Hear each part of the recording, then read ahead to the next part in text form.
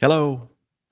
I was sure we could just stay very quiet for like 2 minutes and everyone would think their volumes were broken. Yeah, I wasn't going to say anything. Just left it alone.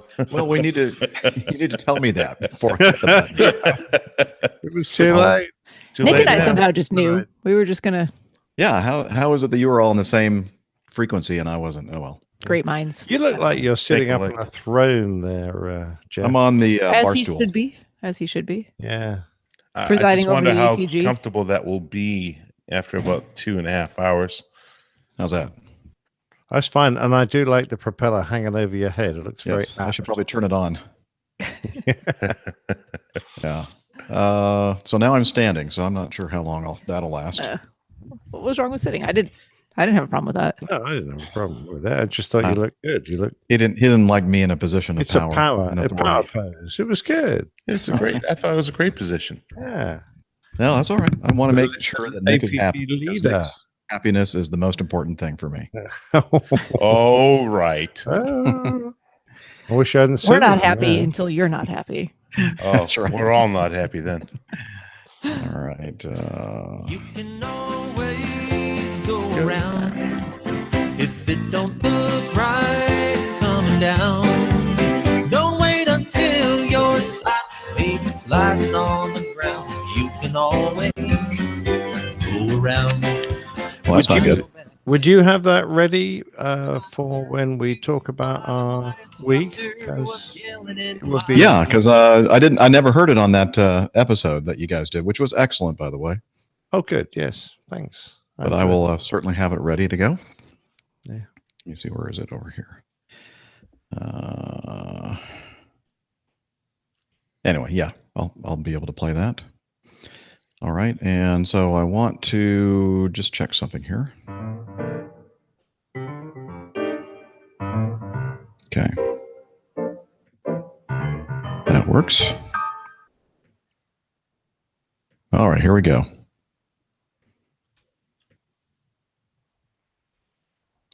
What time is it? 04. WAPG.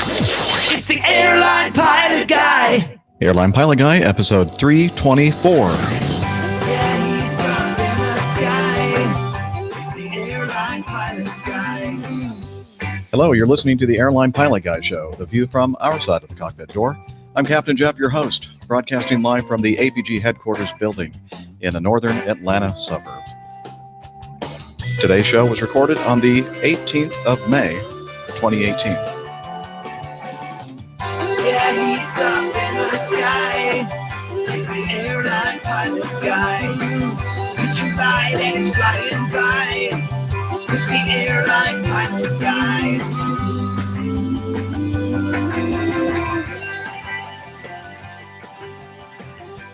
In today's episode, some airplane crashes and more cracked windows. More news, your feedback, and this week's plane tale. Go ahead, take the controls. So get all settled in. Tray tables and seat backs in their upright and locked positions. Electronic devices powered on. Flight 324 is ready for pushback. Hello, everyone, and welcome to the Airline Pilot Guy Show. It's an aviation podcast where we talk about what was new in the aviation news during or between the shows in the last week. We also cover a lot of your fantastic feedback. And helping me to do that from her Lakeside Cottage, unless she has a new college going on there, I'm not sure. But Dr. Steph, she's a marathon runner, a skydiver, a IPA connoisseur, and commercial multi-engine instrument-rated pilot. Dr. Steph. Hey, Captain Jeff. Thank you for the wonderful intro, as always. No, I'm not at a college. I'm, in fact, at my cottage, if you want to call it that, here in soggy South Carolina. It's been kind of a miserable weather week. So not much in the way of outdoor activities happening. No flying this week. But that's okay. We need the rain. Getting some of the pollen and other stuff out of the air. Yeah. I think we'll take it. For those of us who suffer from allergies, it's definitely a welcome change. Also joining us from his country estate outside of London, a professional photographer, former RAF, RAAF fighter pilot, current captain for an international airline based in London, Captain Nick. Hello there, Jeff, and hi, everybody. It's great to be back on the show. Looking forward to a nice one. And in contrast to the miserable conditions over there, we've had a great week. Excellent. And joining us from his stately southern mansion in Smyrna, Georgia, barbecue master, bourbon connoisseur, motorcycle riding pontoon boat skipper, and pilot for a major U.S. legacy carrier, Captain Dana. Woohoo! Yeah, now it's official. I actually have the captain hat on. Not the captain hat, but a captain hat. Passed my check ride this past week. We'll get into that a little bit later, but here in Atlanta, I don't know about you, Jeff, but I'm lining them up 2 by 2 to get on the ark because it just doesn't want to stop raining here. So it hasn't been bad here today. It's just been a little sprinkly here and there, but definitely looks like it could come down torrentially any moment. All right. Good to see you again, Dana. Just saw you last night, and we'll talk about that in a few minutes.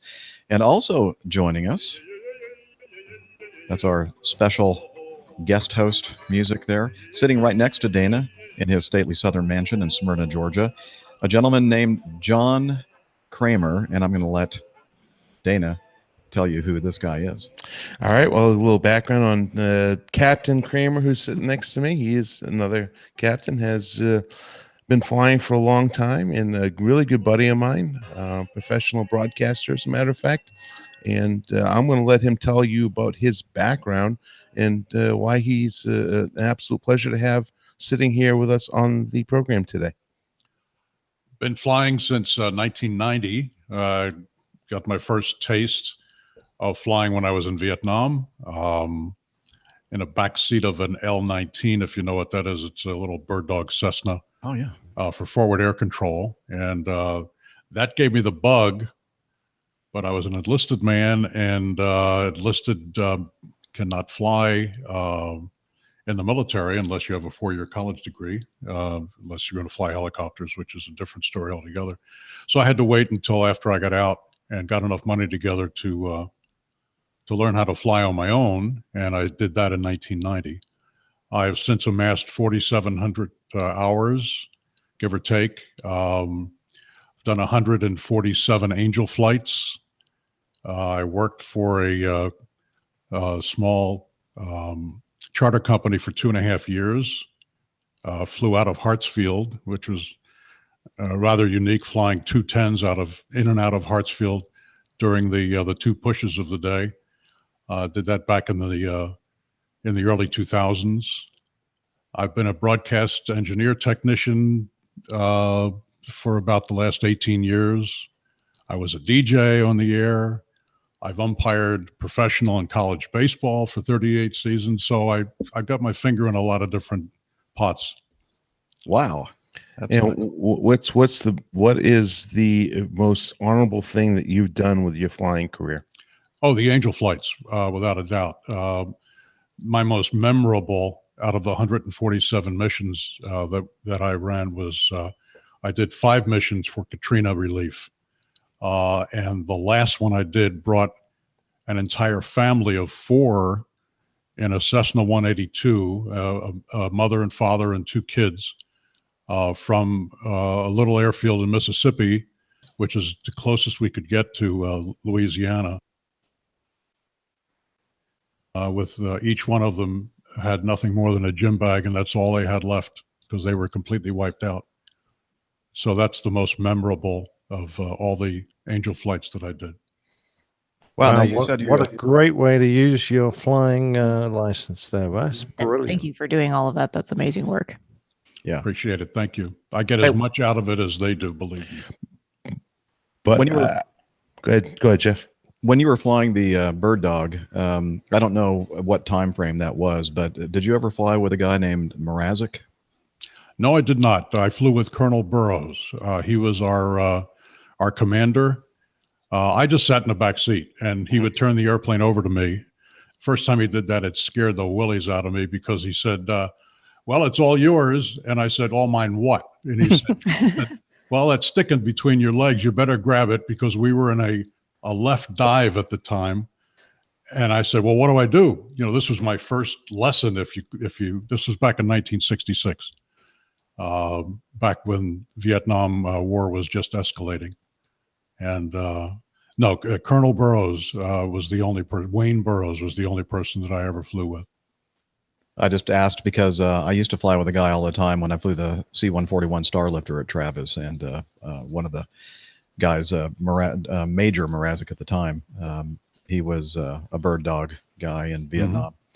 And the reason why it comes to mind is we were having a discussion as we were flying our airplane down to Grenada back in 1983, after having gone through the briefing where they were showing us the shoulder-mounted ground to air missiles, what is it called, the SAM-5, SAM-7, and I was a little concerned about that because we were in strategic airlift, not tactical airlift, and I asked him what he thought might happen if they fired one of those things at us, and he said, I've been shot down a couple of times in the bird dog, and so he kind of told me that he thought if we were lucky, it would hit the outboard engine, and if it didn't take out the inboard engine as well, we'd be okay. We had no armament on that airplane whatsoever. We had 4 smoke rockets, 2 on each wing, and that was it. We marked targets for the jets coming in with their bombs, and that was our job. And then get out of the way.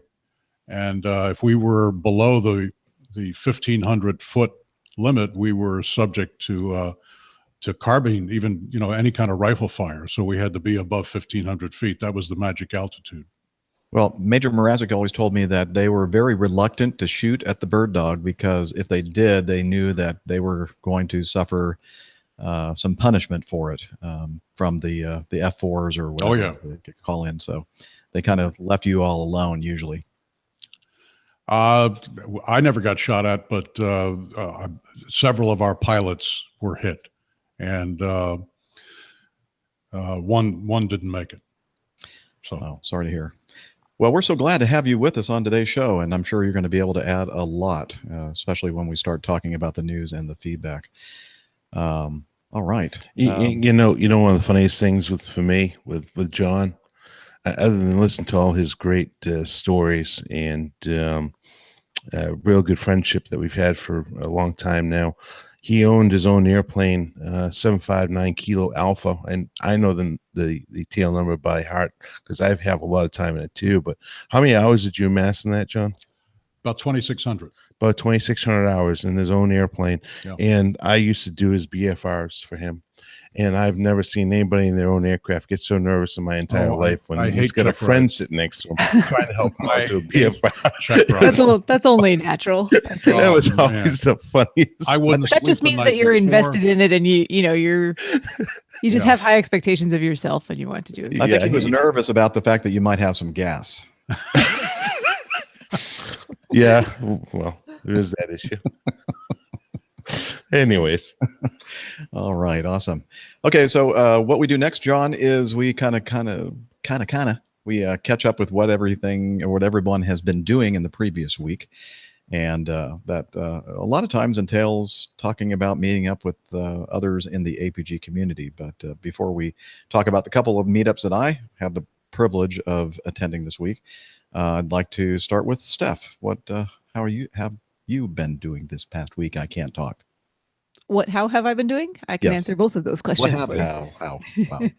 Who, what, where, when, why, and how. Yes. I have been here. I have been working quite a bit.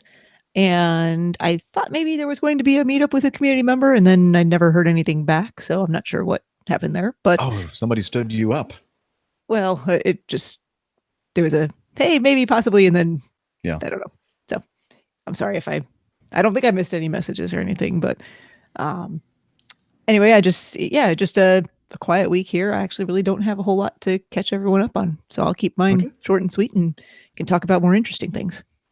Well, let's move on to Captain Nick. Anything interesting happened with you this past week? Well, nothing really of an aviation nature, I'm afraid. However, I've been reasonably busy building the new studio for My photography and I guess audio work will be down there as well. Decoration is almost done, and the carpet went in today. So that's looking coming on very well. I got together with Pilot Pip and Captain Al a little earlier in the week for Plane Safety podcast, and that was a fun one. The first time I've been on the show, so it was a real privilege and a pleasure, and I can certainly recommend it. I don't know what Pip's listenership is like, but he always does fascinating shows usually on a theme. And funny enough, the theme for this show was go-arounds. Did I don't recall him playing the sound clip on his show. No, I think he assumes you have exclusive privileges. Actually, I don't have privileges with this either. Well, all I can say is piracy of it. So. Exactly right. The Use without permission. Yeah. The songwriter and performer are great friends of ours. What else happened? I met up with Adam Spink today. He had his lovely dog Betty, and we went for a walk together. I'm just putting together some photographs now to give him, because I did a little practice photo shoot for him, and they're looking very nice. And the only other thing I think to mention is that really looking forward to the meetup on Tuesday, only a few days to go. So it's the 22nd, Tuesday the 22nd, 10:30 in the morning. We're starting, finishing up around 3:30 in the afternoon. And of course, it's at the wonderful Royal Air Force Museum at Hendon in North London. And anyone who can make it there, you'd be welcome to join us. We're going to have great fun, I think. Sounds great. Okay, taking a technical break here. My dog needs to go outside. Okay, well, I'll grab a drink. All right. So right now it's about 19 and a half. Okay. Now you all just kind of entertain yourselves. Okay, I'm waiting to see what Jeff Ward has a favor task for today's show of me. I don't know. Uh-oh. I know. I'm nervous. Favorite task. Oh, we know that's trouble. Hey, John, why don't you start singing and dancing? You don't want to see me sing and dance. Singing maybe, but not dancing. I'm not. I have 3 left feet. That's how bad I am. Well, between the two of us, I could maybe manage a little bit of dancing. I can't sing though, so. I'm all thumbs. Either way you look at it. For singing and dancing. For singing and dancing. I look like Elaine Bettis on Friends. Oh my God. I remember that episode. Yes. Oh. So how did the two of you meet? Question from the chat room. Met through a friend, Dan, who is now in Washington as a PR. John, why don't you tell him the truth? What? We met on a website, a dating website. No. We're looking for partners. No. Was it an aviation dating website? No. No, he was telling the truth. Dan is a dear friend of mine. He used to work on television here in Atlanta at CNN, as a matter of fact. And Dan called me and said, "You want to have lunch with a dear friend of mine?"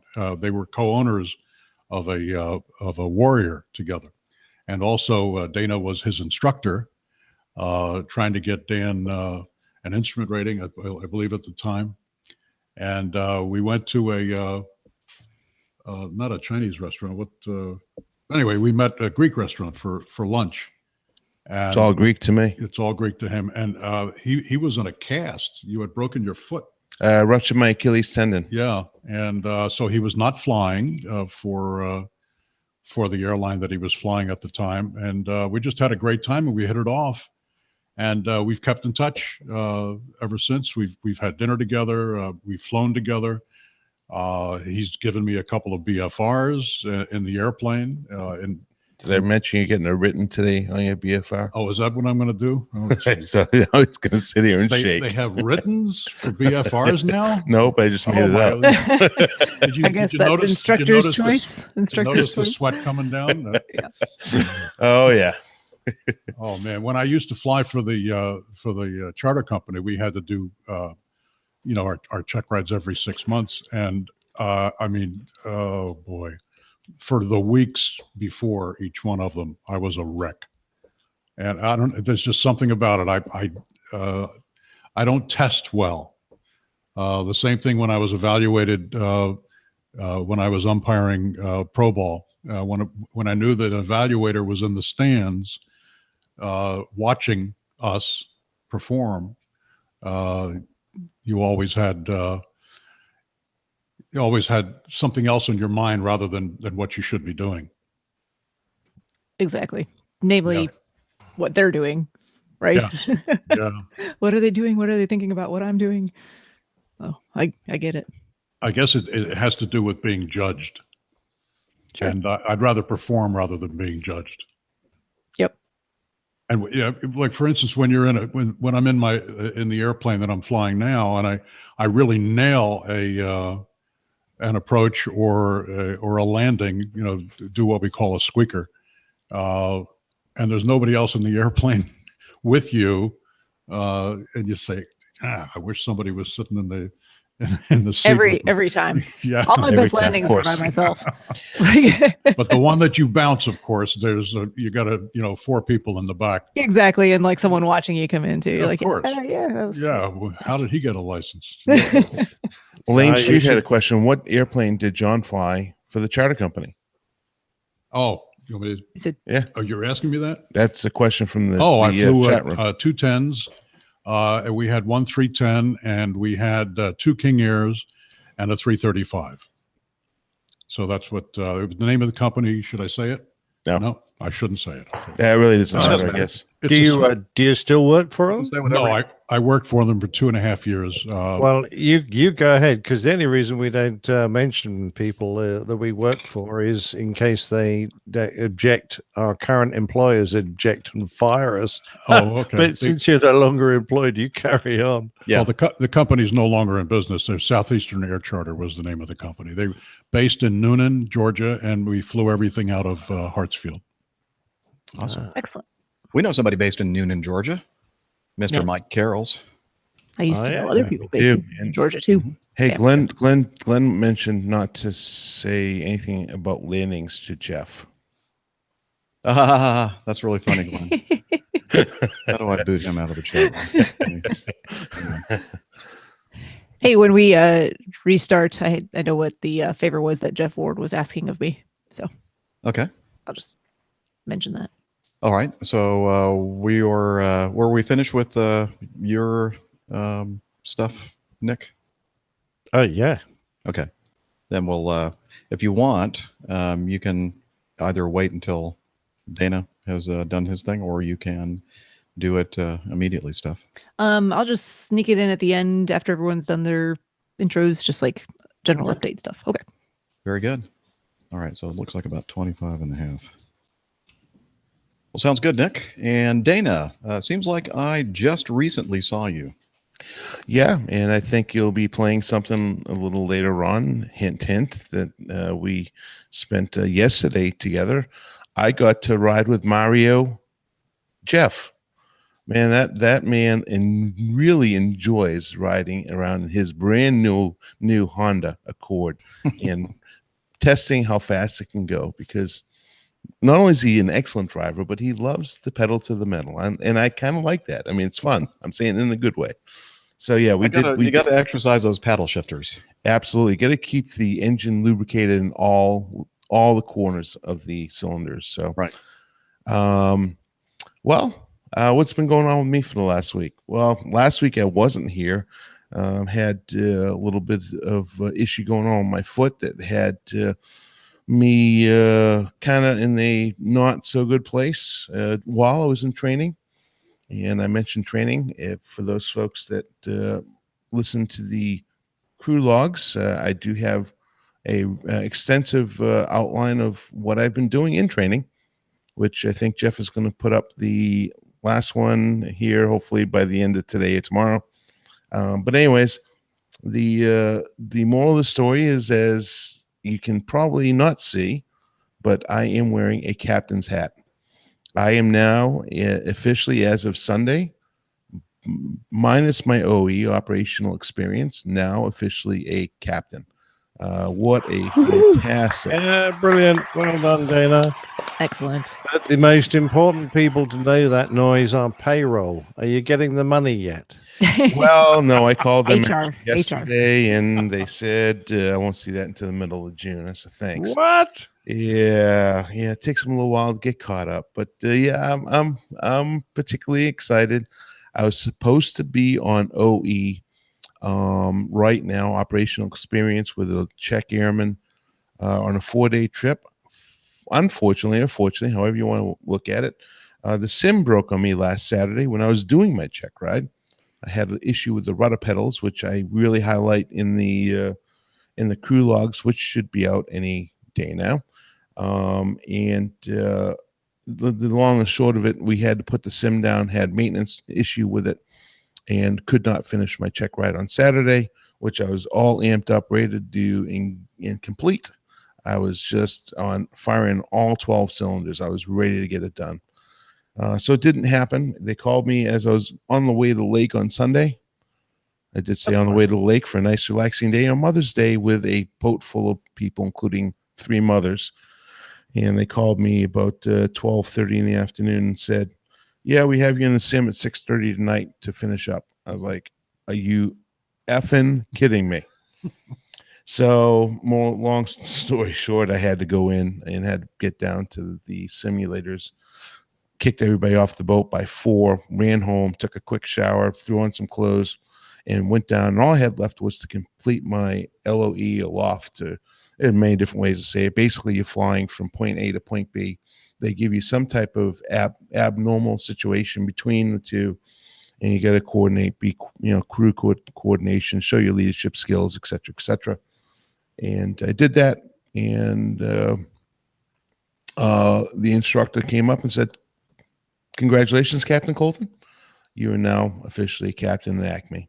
So it was very nice. Went up to the room, and he then reached into his bag and handed me what he said was the last thing that Acme would ever buy for me as a uniform piece, which is my wings.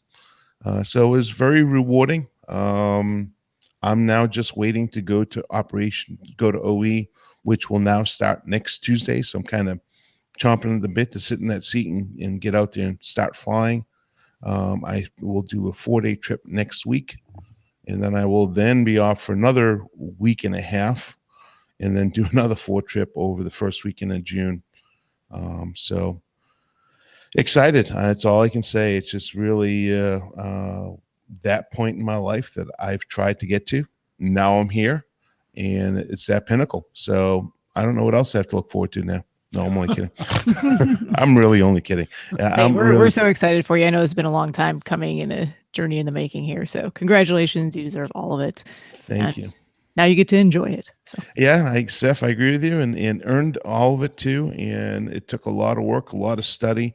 And that's kind of why I wasn't really here last week, is I just was, I was doing 10, 12-hour days, trying to get this all into my head and making sure I was as ready as could be. And it really, they both, all right, I'll say this. When I was in for my oral exam, which is a systems validation, the instructor said to me, obviously you've been studying, because I had not missed one question yet. And he said, yeah, I can tell you've been studying. I said, well, thank you very much. I appreciate that. He said, all right, so now I'm going to start asking you some PhD questions about this airplane, because clearly you know this airplane. And so he asked me a few questions, and he still couldn't stump me. He says, all right, what gives here? Because obviously you're not a guy that hasn't had any experience with this airplane. You know way too much. So I end up having to tell him that I was an instructor previously at Acme. And so I was just that well prepared that it was really a lot of work, and I worked really hard, and I'm very proud of what I accomplished. And I got to be honest. I mean, out there to the community, I cannot thank each and every one of you enough for all your support, especially this past year, because it was a long wait. Kind of wish I didn't wait this long. Didn't know it was going to have to wait this long. But the moral story is each and every one of you that have reached out and said congratulations and moral support. You can do this. Every little bit of it helped. All the advice from Captain Jeff, Captain Colonel Jeff, Captain Nick, Steph, all my friends. Just really, I can't say how thankful I am for everything and all the support. So that really means a lot to me. And thank you. Just all around, thank you. Well, it's well deserved, Jana. Well Thank you. done. I appreciate it. Very good. And Richard Adams says, richly deserved. Pun intended, I'm sure. He's Yeah, in I can't wait for that Chapter. paycheck. I get a loan payment, boat payment, motorcycle payment, house payment, Yeah. captain payment. All right. Steph, you were trying to tell me that there's something that we should or you want to talk about. Yes, Jeff Ward in our chat room right now wanted me to let everyone know about a meeting that they're having for their EAA Chapter 106 out of Lawrence, Massachusetts, at their regular chapter meeting on June 1st. He's going to be giving a presentation about aviation podcasts and specifically about he said to demonstrate the social aspect of podcasts. So interesting stuff. Hey. If you're in the vicinity of Lawrence, Massachusetts on June 1st, go attend their regular chapter meeting. I wish I was in the vicinity on June 1st. That'd be fun to Yeah, I'd attend. love That sounds to. very Is anyone going to record it? I'd love to listen to the audio or a video. Potentially, and maybe he can point us in that direction. That would be very Maybe. cool. Excellent. Well, thank you very much, Steph. And let's see. So you hear us talking about at the end of the show, usually we talk about social media. And one of the quasi social media platforms that we use is Slack. And one of the difficult things in the past for people to join Slack was they had to have a Twitter account. And then they had to contact Hillel via Twitter, HI11E1. And some people had some issues with that. And then finally, boom, light bulb went off in Hillel's head. And he goes, why don't we do an email, like an airline pilot guy email alias that will get sent to me. And then I can get people all signed up that way. And I went, why didn't you think of that before? So brilliant, I guess, is what we should play the sound effect right now. So if you haven't yet joined the Slack team, please send an email to slack@airlinepilotguide.com. And that way Hillel can get in contact with you and get you all signed up for that. And I'm trying to be better about being on Slack a little bit more because that's one of the prime ways that we coordinate for meetups. And so if you want to go to meetups and other APG community related stuff like Jeff Ward's presentation at his local EAA chapter, make sure you sign up with the Slack team. And speaking of meetups, on this last trip that I just took, a 4-day trip, on the first day ended up in Norfolk, Virginia, and somebody on Slack said, hey, Jeff, I noticed that you're going to be in Norfolk, Virginia, and was wondering if you might be interested in a meetup. And this gentleman, his name Joe Driver, and he said, I happen to be driving from Myrtle Beach to, I think, Baltimore, Maryland, or Washington, D.C., actually. And he said, Norfolk is right on the way, and I'm going to be in that area right about the time that you're going to be there for your layover. And I said, well, absolutely, we'll do that. And so I met up with Joe, and then I put out a quick notification on Slack and Facebook and Twitter that we were going to meet up in downtown Norfolk, Virginia, and we went to a place called Saltine. And as usual, I had my Zoom recorder with me, and I actually remembered to push the record button. It's another APG face-to-face, person-to-person, or what we like to call a meetup at the Saltine, which is a weird name for a restaurant, in Norfolk, Virginia, where there are lots of wonderful people. And I want to start with Joe Driver. He's the one that I'm going to blame for this whole meetup, person-to-person, face-to-face.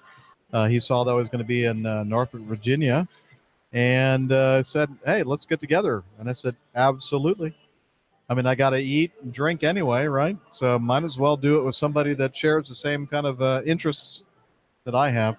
And so here's Joe. Hey, thank you there, Jeff. It's great to be here with you and everyone tonight here at Saltine. I think they use the name just to make you maybe more thirsty.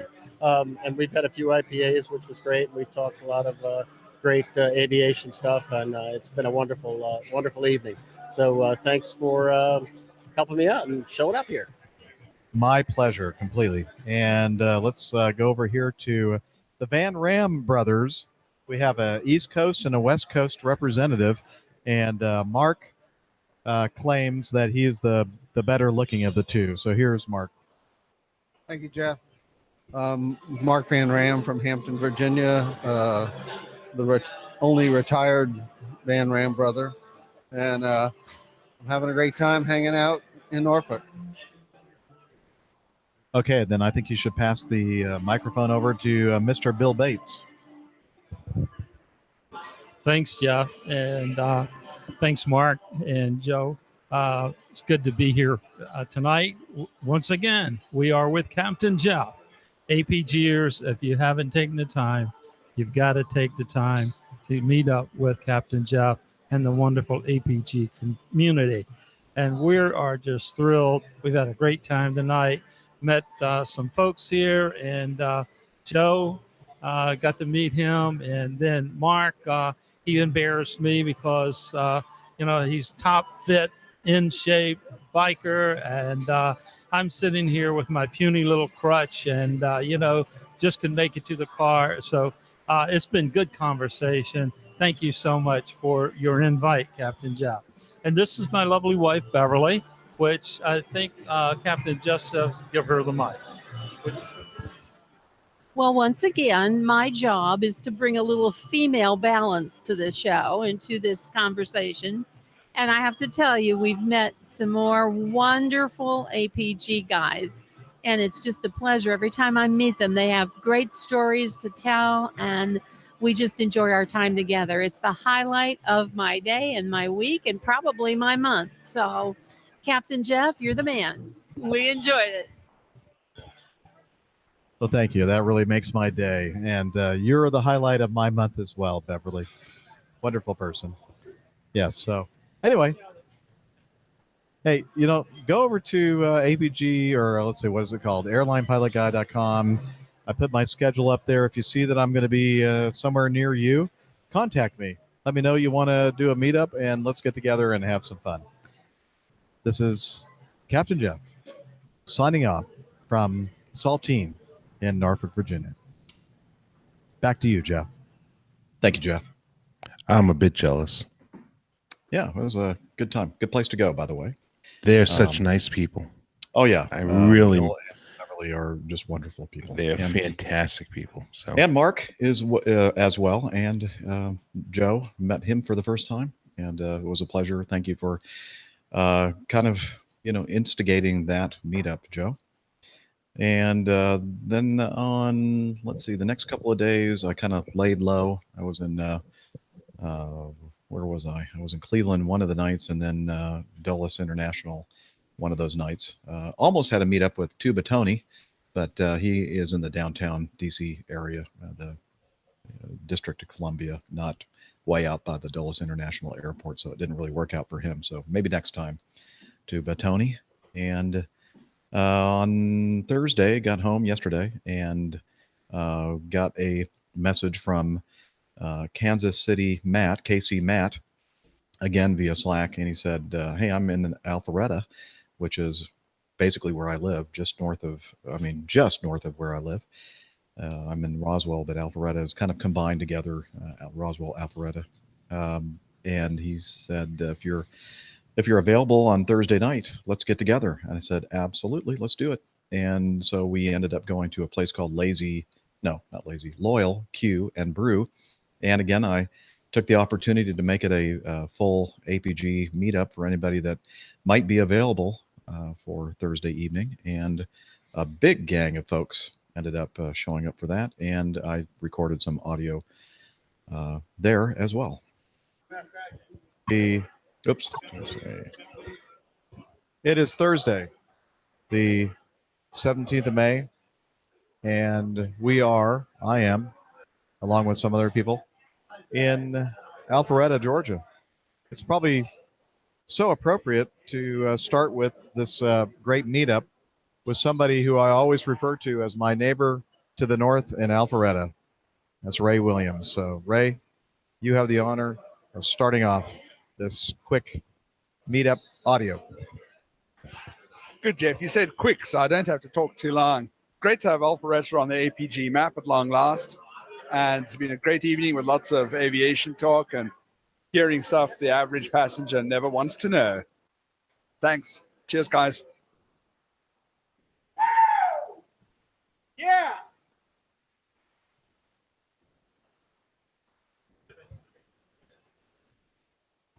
Okay, now Tony is going to talk.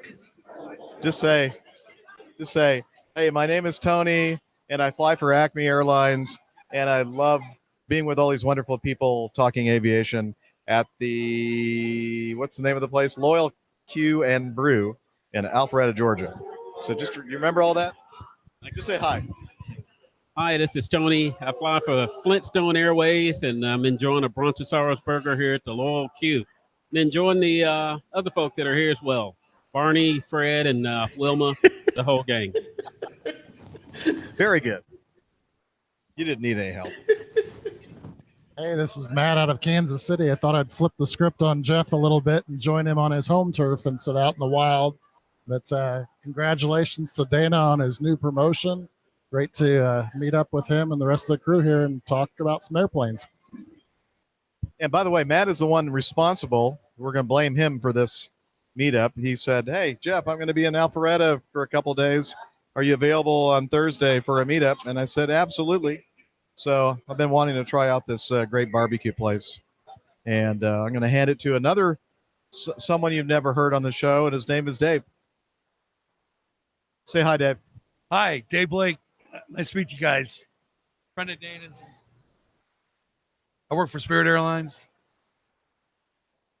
Awesome. Or do I work for Acme Airlines?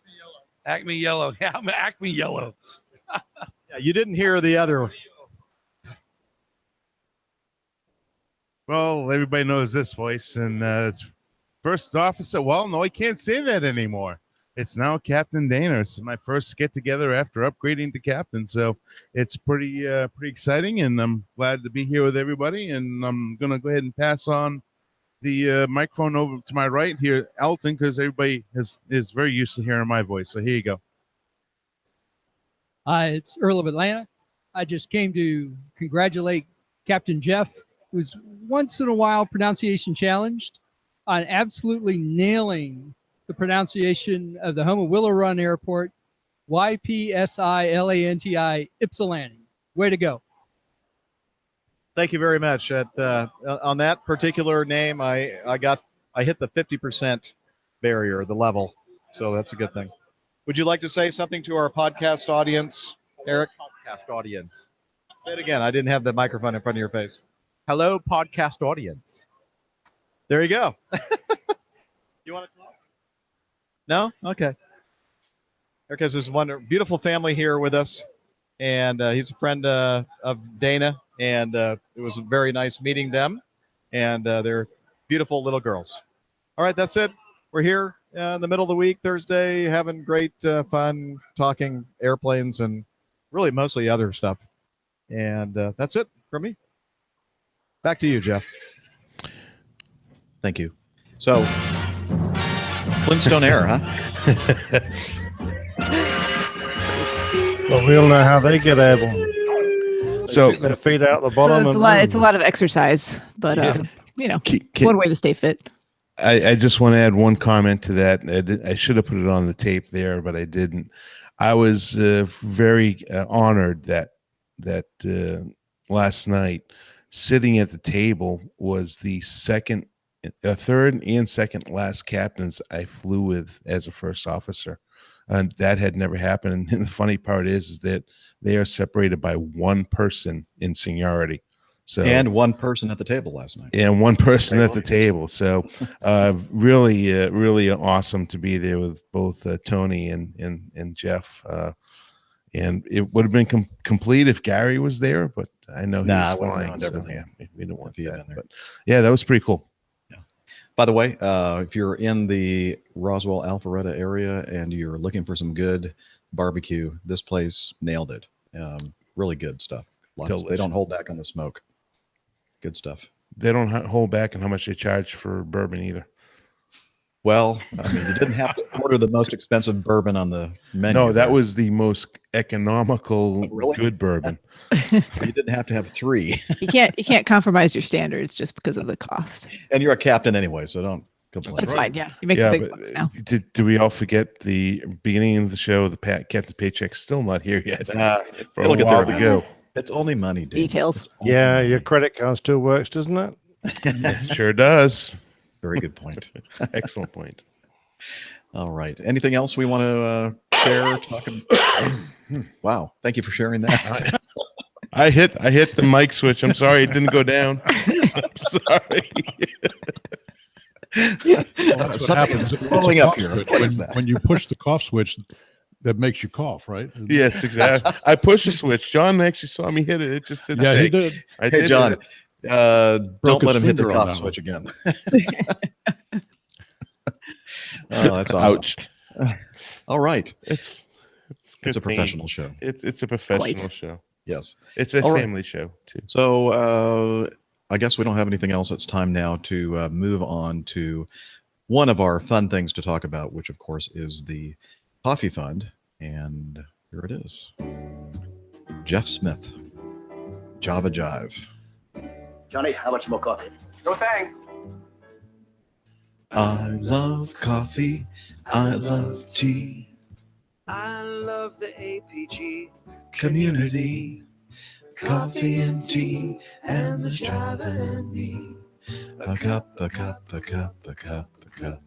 Okay, the Coffee Fund is your way to support the show financially if you have the resources to do so. And again, just a reminder, if you need your money to pay for food and drink and clothing and shelter, please don't contribute to the fund. But for those of you out there who have some extra change in your pocket and you want to send it our way, we do appreciate it. And since the last episode, Chris Randall used the classic method, as did Frank O'Connor. So thank you, both of you, for using the PayPal or the Coffee Fund Classic method. And we have another way to do it. You can become a patron via patreon.com. And we have a new producer, Iro L, and a new executive producer, Amir Naruzi. So thank you for joining up via Patreon to become a patron of our show. If you're interested in learning about how you can be part of our Coffee Fund cadre, please head over to airlinepilotguy.com/coffee. Thank you very much for your contributions.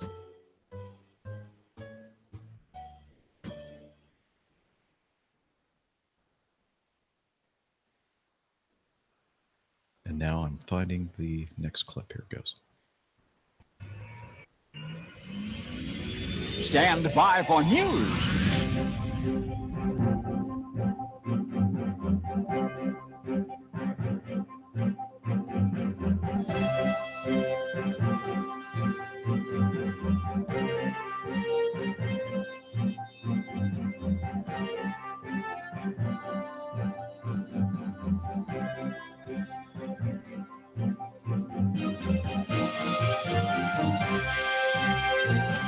Okay, this is kind of breaking news. This just happened a couple of hours ago. A global aerolíneas Damoge Boeing 737-200 on behalf of Cubana de Aviation, registration X-Ray Alpha Uniform Hotel Zulu, performing flight 972 from Havana to Holguin, Cuba, with 104 passengers and 9 crew, lost height shortly after takeoff at 12:08 local time, contacted a house, trees, and a railway track near position, blah, blah, blah, and burst into flames.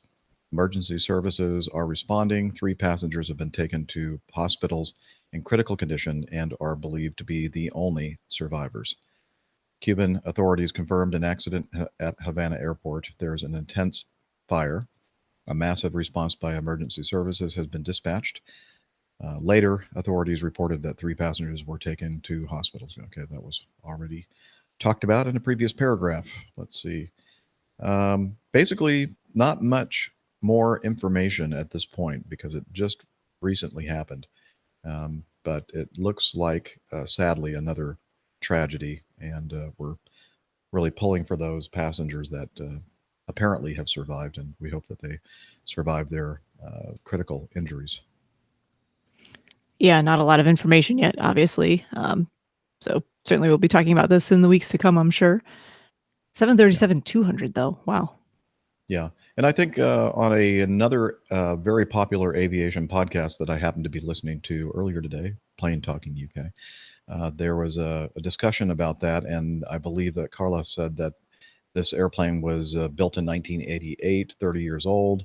But again, that's not necessarily indicative of, an airplane that's too old, because Dana and I know that we fly a lot of airplanes out there that were manufactured in that year, and just a couple of years past that, and they're perfectly safe and fine airplanes. So I can't remember the last time I saw a 737-200. It's been yeah, a I think that while. mostly you don't see them in the U.S. major Yeah. airlines because they are just not very fuel efficient. No. Well, and a lot of it comes down to the maintenance. I mean, if you maintain an aircraft, you can fly. I mean, look, you still got DC-3s out there still flying around. So if you maintain an aircraft, then they can fly for a very long time. So, I don't know. I just noticed that there's been a huge trend this year versus last year of more accidents. I don't know if you guys are picking up on it or feeling that. Oh yeah. Well, I mean, think after last year, is just last year was the safest year for Year commercial ever. aviation ever. And this year is not. We're only 5 months in, not off to a great start. and yeah, not off to a great start at all. But yeah, as you guys said, there's more to come out about this. We may or may not know because it's in Cuba. Yeah, hopefully they'll be open and transparent when it comes to the investigation. So Yeah, we'll it's see. amazing how the pendulum swings. We like to think we've got to a level of safety where, accidents will be extremely rare. Well, it doesn't usually work that way. Nope. Yeah, you can't rest on your laurels, right? Certainly not, Jeff. Or your Hardees. Or your Yannies. Yannies, yeah. Yannies, there we go. Have you guys heard that? It Oh, drives yeah. everybody crazy. Oh, you gotta Hearing. love the internet, don't you? What are you guys hearing? I'm hearing Laurel. What are you I hear guys Laurel. Yanni. You hear a Yanni, huh? How do you hear Yanni? I tried And to actually, listen. it's like Yanni is what it sounds Yeah. like. I Yanni. tried to hear a Yanni and I couldn't hear it. I can't hear Laurel. I've tried all the different, where they've filtered out different high tones, low tones. I still just hear Yanni. Would someone men please from- explain to us from this side of the pond what the hell you're talking about? Hey, now they know No, about you're it. just living in a cave. It's been a worldwide phenomenon. You can't pull that one. Pull that card. Let me see if I can find it on YouTube. Okay. I'll be very interested to see how many females think it's Yanni and how many males think it's Laurel, because I think might be a gender issue there too. Really? Might be. Ever since the dress incident of 2015, the internet has provided a never-ending stream of optical illusions, like the shiny, Okay, enough of which that. is cool Let's either get way. to it. Let's get Listen to this it. audio clip that sounds like Okay. Yanni to some people, but sounds like Laurel to others. Take a listen for yourself. Laurel. The clip went viral when @Chloe Couture tweeted it, and the How in the world Yanni. can you hear Yanni? Yanni. What? Yeah, that's all it says. It's so clearly Laurel. Well, it's funny. The first time I heard that, it sounded like a blend of the two, and then it turned to Laurel. So I'm just wondering, it's the way your brain processes. Yeah, it what has to thinks it do with hears. how many high tones, I think, or high pitches. And how many beers you had. No, No, it's that, of course. Yeah, I don't hear. I guess, yeah, clearly my frequency ranges, the higher frequency ranges are gone. So maybe that's where you're hearing the Yanni because Yeah. your hearing's better. I don't know. I've tried so hard to hear Laurel. Like I've gone to where they've filtered out different frequencies, and it doesn't matter. High frequencies, low frequencies. I'm I going to hear try the it same thing again, every time. Steph. Okay, listen carefully, okay? Laurel. Yanni. Okay. Wow. Well, I think everyone's maybe sick of this. Wait, so- hold on, step back, because when I just listened to that audio recording that you just played, I heard Yanni. I you was really? hearing nothing but Laurel, but that recording and that pitch was Yanni. Wow. No, that's weird. I can't wait to listen to the podcast 20,000 Hertz and wait to see what they say about it. Yes. That'll be interesting. Okay. Well, how do we get off this track? What Resting was, on our laurels. Oh, yeah, resting on our laurels. Yeah, that was my fault. Sorry. Okay. We're just trying to be topical, you know. Yeah. That's Yeah. the- You know, Oh, we're hip. We're very hip, That's except right. me, of course. Yeah. We kids. It may go downhill now. How could it? Not any further, please.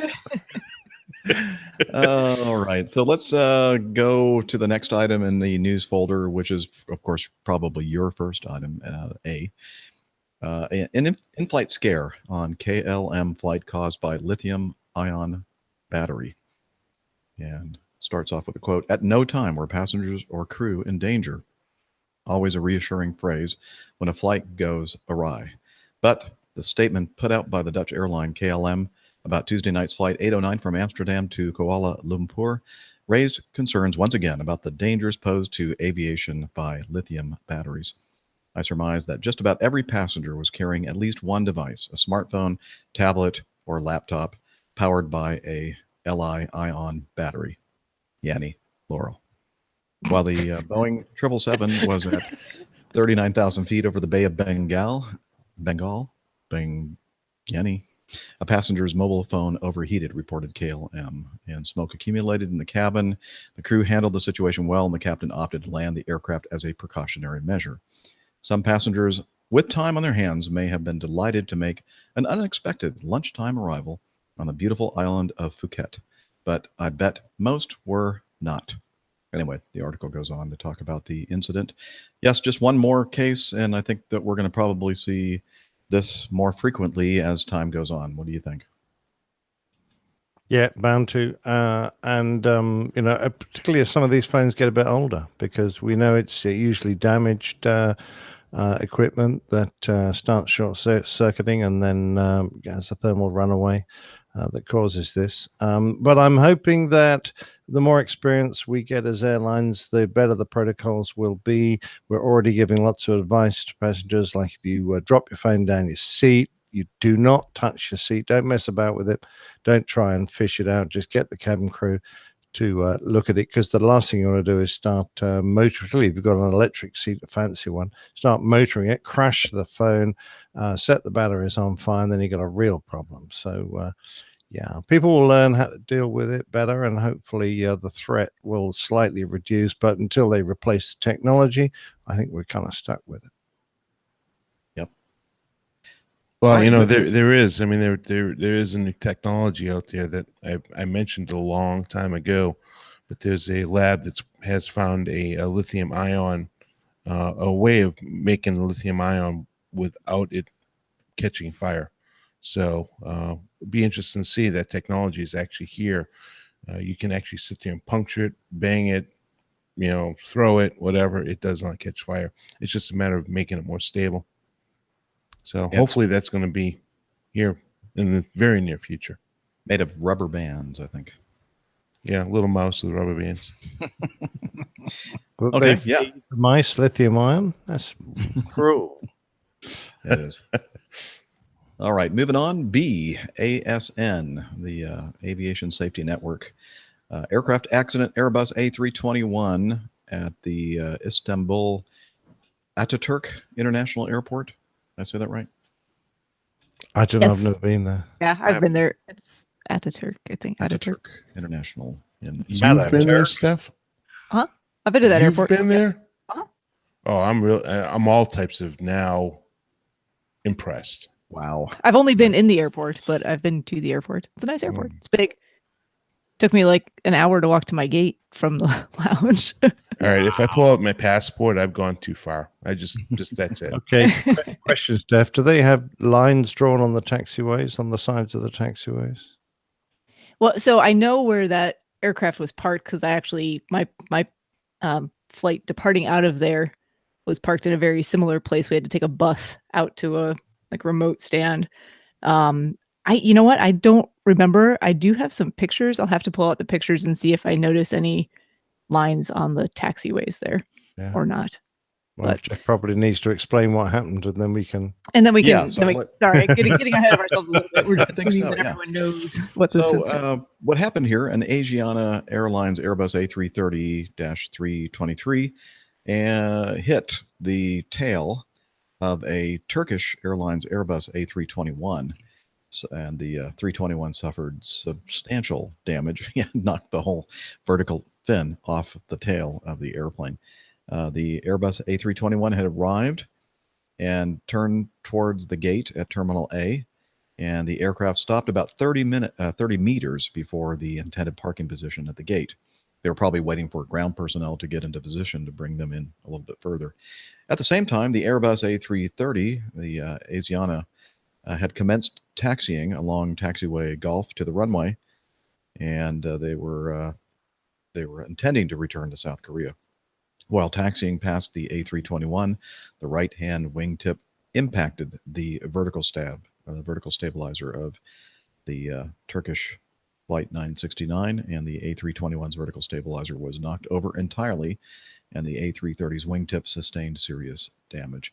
And there's a video here in the show notes that we'll include, and it's really interesting to see when that vertical stab got knocked over. And then, did you see that spray of hydraulic fluid back there? Yes. Just spraying in the air. This is not good. Well, I'm looking at a picture of probably a similar area to where that incident occurred. I don't know. I probably can't see it on my phone. I can't share that very well. But you can tell where you're supposed to taxi. I can't make out if there's actually a line drawn on the ground or not. So here's the bottom line, in my opinion.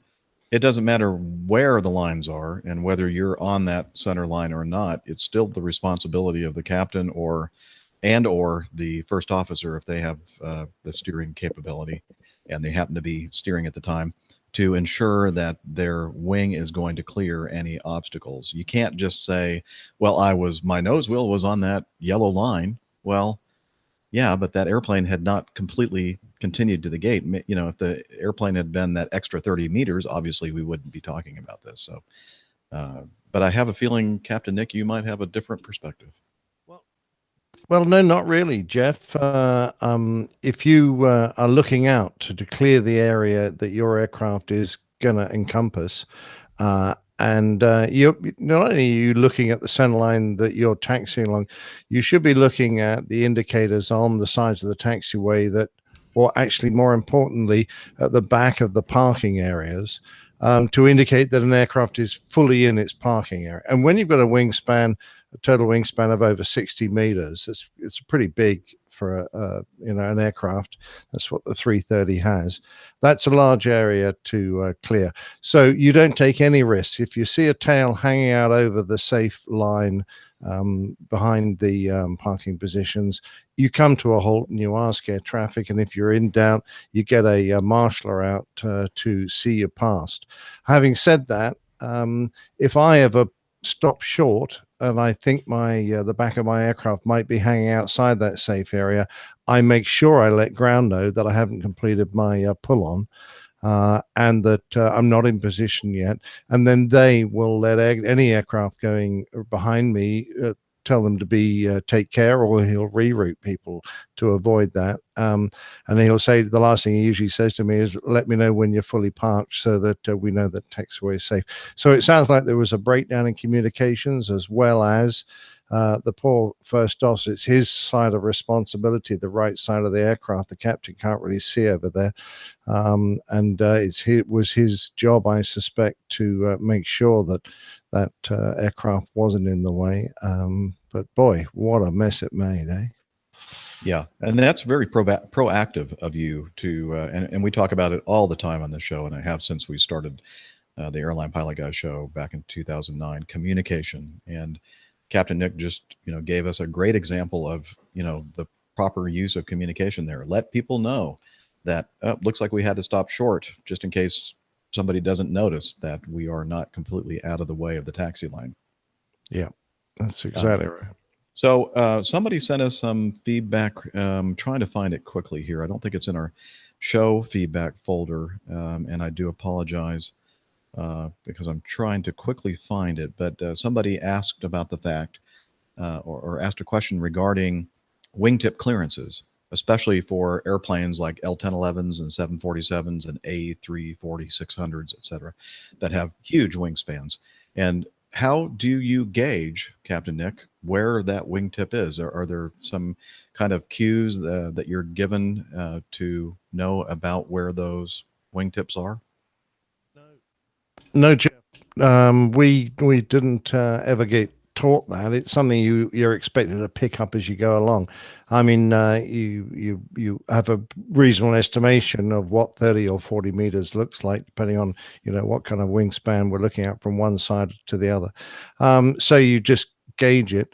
You do rely on people doing their job around the airport, not putting things in the way. And if the worst comes to the worst, we will crack a window and crank our heads out and peer down at the wingtip, because you can't normally see the wingtip just by looking out of the window. You've got to open the window, which takes a bit of doing. It's very noisy. It's not an ideal environment when you're around lots of aircraft, and actually stick your head out to see if you're going to go past. So whenever I'm in doubt, I usually just come to a halt and ask the guy, "Are you sure I'm going to be clear of that?" And if necessary, he has to look out of the window.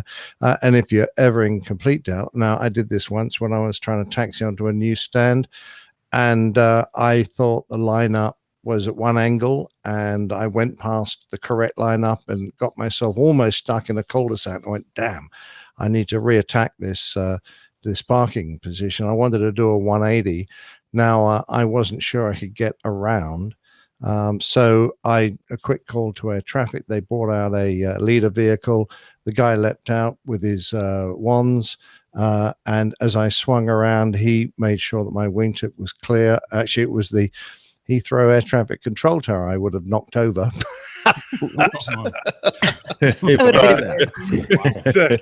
If I got it wrong. But no, we swung it round, did a 180 on the entrance to the cul-de-sac there and the base of that tower, and then had another go at parking the aircraft. All a bit embarrassing, but we did it safely. That's the most important thing. You've only got one damn career in aviation, and this is just the kind of incident that will finish it. So yeah, no, I would say the only embarrassing thing is if you didn't do all of those things and do it safely and did, yeah, exactly right. Yeah, that's embarrassing. Hey, Captain Dana, you're a brand new captain here, and Yes. I'm wondering if you have received any. You may not have yet because you haven't actually been on your operational experience yet, and that's the kind of thing that your line check airman will probably talk about when you're taxiing around the Mad Dog. Have you received any 2 concrete slabs? There you go. That was what I was told as well. And I guess those concrete slabs are some kind of a uniform, at least here in the United States, some kind of a uniform measurement. I don't know if they're 25 feet or 30 feet or whatever they are. But they say just kind of look at those, two of those, and that's about where your wingtip is.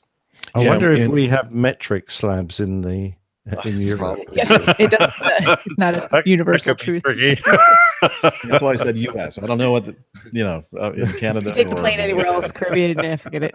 You know what I'll do sometimes on a walk around though, just to remind myself, like where all the parts are and how far they are away from the cockpit. Wait a minute, you said a walk around? Yeah, I do walk arounds. You?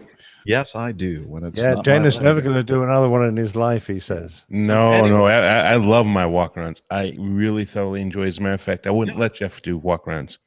Well, yeah, you insisted to do them all, and I certainly wanted to make you happy. So I did all the walk arounds. I did all the pre-flights. I did all the FMS loading. I did it all. As a matter of fact, I made Dana, as you can tell, is awesome. But the tea? Did you make the tea, Dana? Tea? No, I said coffee, tea, or me.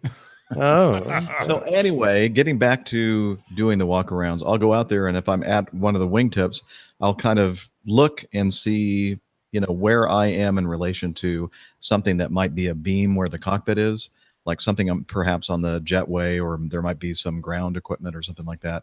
And then when I get back to the airplane, usually I forget to look at the piece of equipment that I was looking at. But if I remember, I'll say, okay, that's where my wingtip is, and just to kind of remind myself of where where the wingtips are. But, you know, it's not a big deal in the airplane that we fly. Our wingspan is exactly, Dana? What? How many feet? 120. Was it 120? No. 2 108 concrete slabs. 108 Is feet, it? 10 inches. Is it? 108, 10 feet. With 10. 108, 10. I didn't memorize that number because that's. Oh, I'm very disappointed, Dana. You said you knew everything. No, I don't know everything. Anyway. I know something. It was Ben Ippolito who asked that question when he said, having flown aircraft with expansive wingtips, how do you work out evaluating inexpensive evaluating clearance when those wingtips are that far away? So thank you. Was Ben. that in our feedback? Yes, it was number I thought 12. so. I just couldn't find it. Oh, it's actually in our current feedback. Awesome. Yeah. Well, there we go. We've already knocked out some of our feedback. Hey. Ahead of the game. Yes. Anyway, and you'll know immediately, Dana, that it's important to know exactly because you'll see all these NOTAMs about, you know, taxiway restrictions, and if your wingspan is more than this number, you know, you'll know, oh, if it's more than 108 feet 10 inches, then I can't use that taxiway or whatever. But not usually a problem for us. That's actually excellent advice because I remember I'm like 27 feet tall on the tail. I couldn't remember the width, but yeah.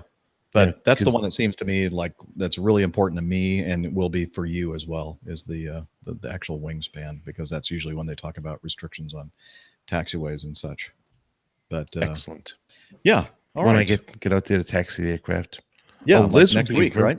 Speaking of taxiing, Mhm. do you know there's an airport in this world that will actually give you a speeding ticket? Does Southwest fly there?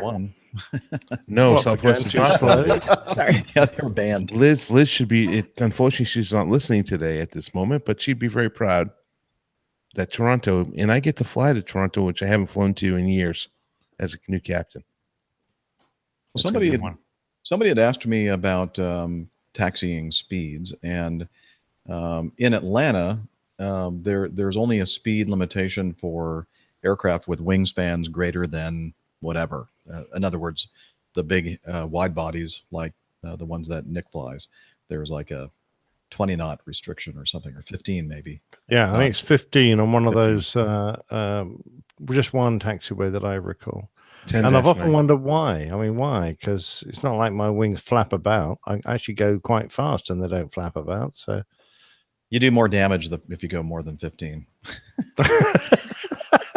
If they weren't about wingtip vortice, if you're above 15. I think they're thinking that if you do hit something, if you're going 15 knots or less, it's going to be less damage than if you're going faster. I don't know.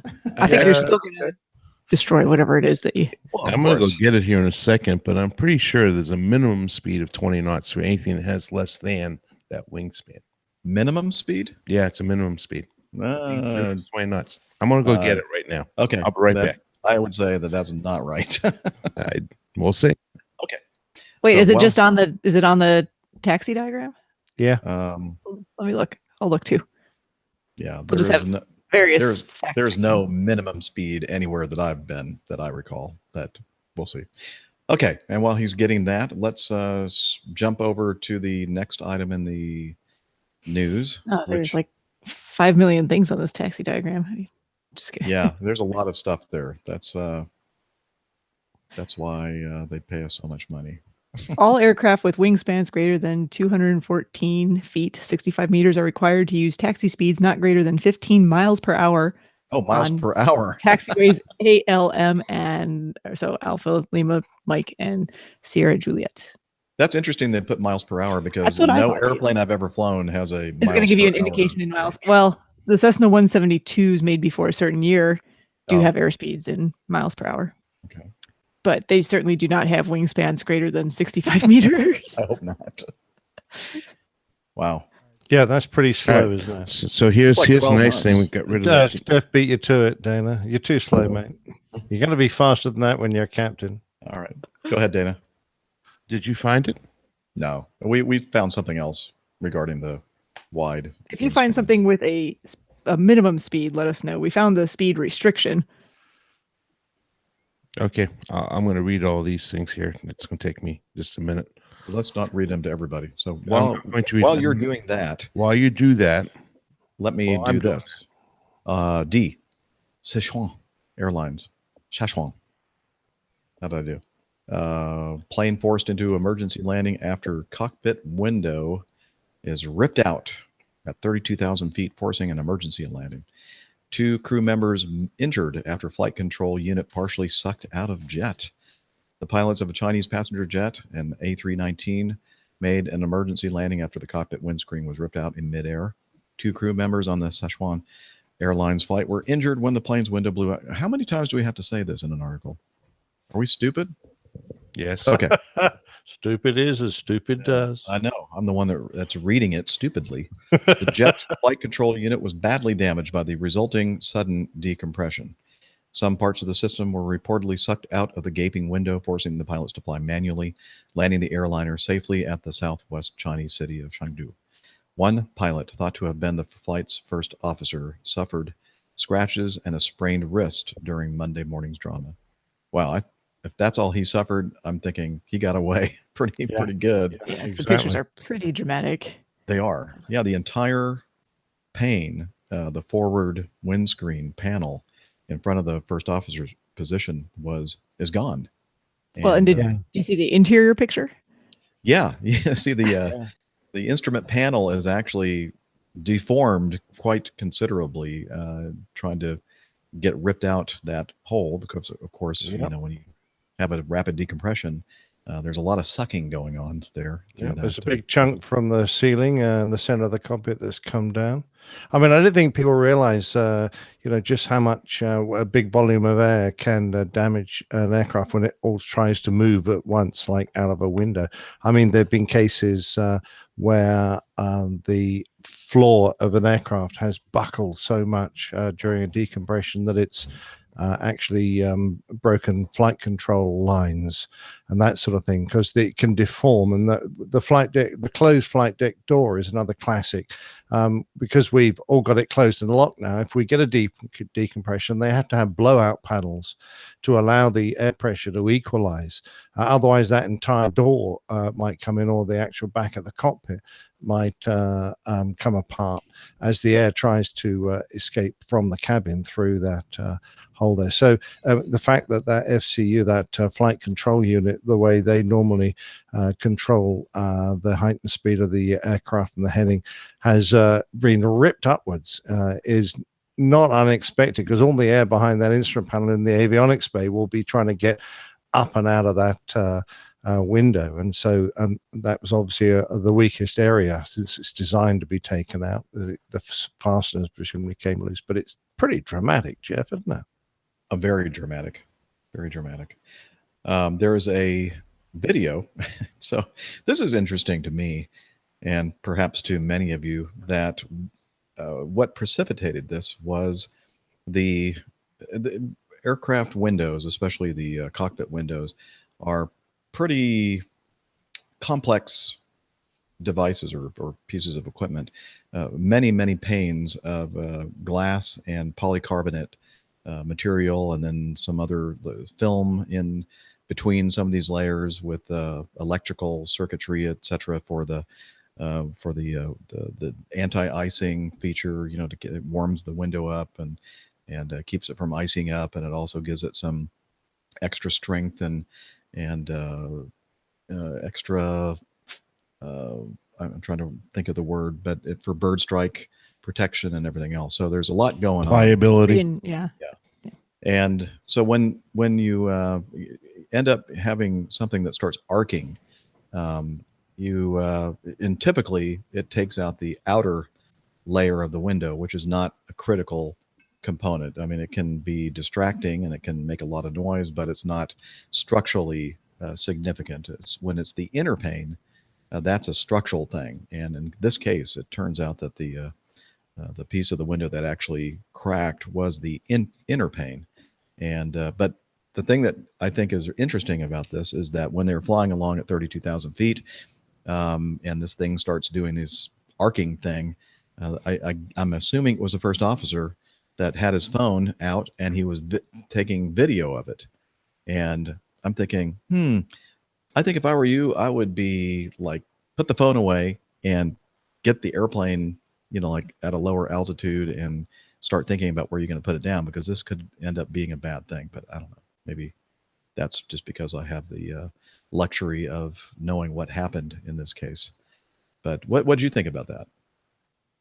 No, I agree. Your primary job is the safety of the aircraft. Get the drills out of the way. Get the aircraft down, and then if you've got something that might be useful to the company, other pilots, the flight safety empire, and you think it could be worth recording an event, taking a picture or whatever, then your phone's a handy tool to do that. And I wouldn't. First thing I would. It's not the first thing I would do is grab my phone and take a video and then post it on the internet, for heaven's sake. No, you might use that as a teaching tool, thinking, later on, if people want to see what it actually looks like when one of these starts going. But no, the first thing to do is in the Airbus is to get the QRH out, and that will tell you to reach up and pull the 2 reset switches in the cockpit ceiling that will isolate electrical power to the window heat computers, and then kill the power to that arcing area. When you've done that and you've got the airplane down, then you think about what to do then. I agree. I mean, I get it. I'm part of this social media world that we live in. I like taking pictures of things and videoing things as they happen, but not when it's your job to be doing something about the situation. It's cool. Look, ooh. Yeah, no, that would be the last thing to come to my mind in that case. I would be going, holy crap, this is scaring them. You know what? Out of me, let's get this airplane down and on the ground quickly. And that's one of the things I learned about, when I was coming through in captain training, was that, captain's prerogative, even though the procedure may be in the book, start thinking about the logical things here. Like Nick was just talking about, turn off the electrical power to it before anything bad happens, right? Yeah. So if my window cracks, if it's really bad, or is threatening to crack, it's arcing, then I'd probably go up and reach up and turn the electrical power off the window heat. It's going to stay warm for a little bit anyways. Gives me a chance to run the procedure, right? So that's thinking outside of the book, and you have authority to deviate from that. I just don't know why they didn't. Captain's emergency authority to do anything that he or she feels is safe for the crew and passengers. The thing that I'm kind of wondering about is how did his phone not get sucked or blown out the window? I guess when that actually happened, then he was holding on to something for dear life, right? Probably his phone. Well, just correct me. The piece of video about the arcing window, that's not the same incident as the window that. Oh, I thought blew, it was, is but maybe it's not. I assumed it was a separate incident. I don't know. I didn't put the two together though. But okay. Oh, maybe I actually did put the two together, but perhaps I'm wrong. Yeah, I thought it was the same one, the Sichuan. Oh, does it? I mean, got part, and I love the reporting. At some point, I didn't remember in this article because I was off looking up this other thing, but said the FO is halfway sucked out of the cockpit. If that's the case, that person probably wouldn't be here. So I kind of find that. Well, we remember we had a plane tale regarding this, I believe. Didn't you do the plane tale on? Yeah, that's true. The most British certainly, Airways captain that got sucked out of the window and survived. Yes, he did. Yeah, more than halfway, absolutely. I believe. Yeah, everyone thought he was dead. He was his body was on the outside of the aircraft, and his head was being repeatedly smashed against the outside of the window. They were all looking at his blood-stained head banging against the glass. They all thought he was dead. They just didn't want to let go of him in case he went down an engine. Yeah. But I have to say, this was a very nasty incident for the captain on board, who, considering he'd lost a lot of his instruments and his ability to direct the aircraft, he was completely manually flying it. I thought he did a fantastic job. Now, we commented earlier, last couple of shows, about the great job that the captain did bringing that aircraft back that had depressurized and lost an engine. To me, this is in that category. The guy obviously had no books available to him now because everything had gone out the window. His first officer had been injured. The noise would have been appalling. and he managed to get the aircraft safely back in short order. So I think he personally did a fantastic job. In my mind, if I had to pick between the two, I would much rather be in that 737 with the engine coming apart than this A319 with the window blowing out.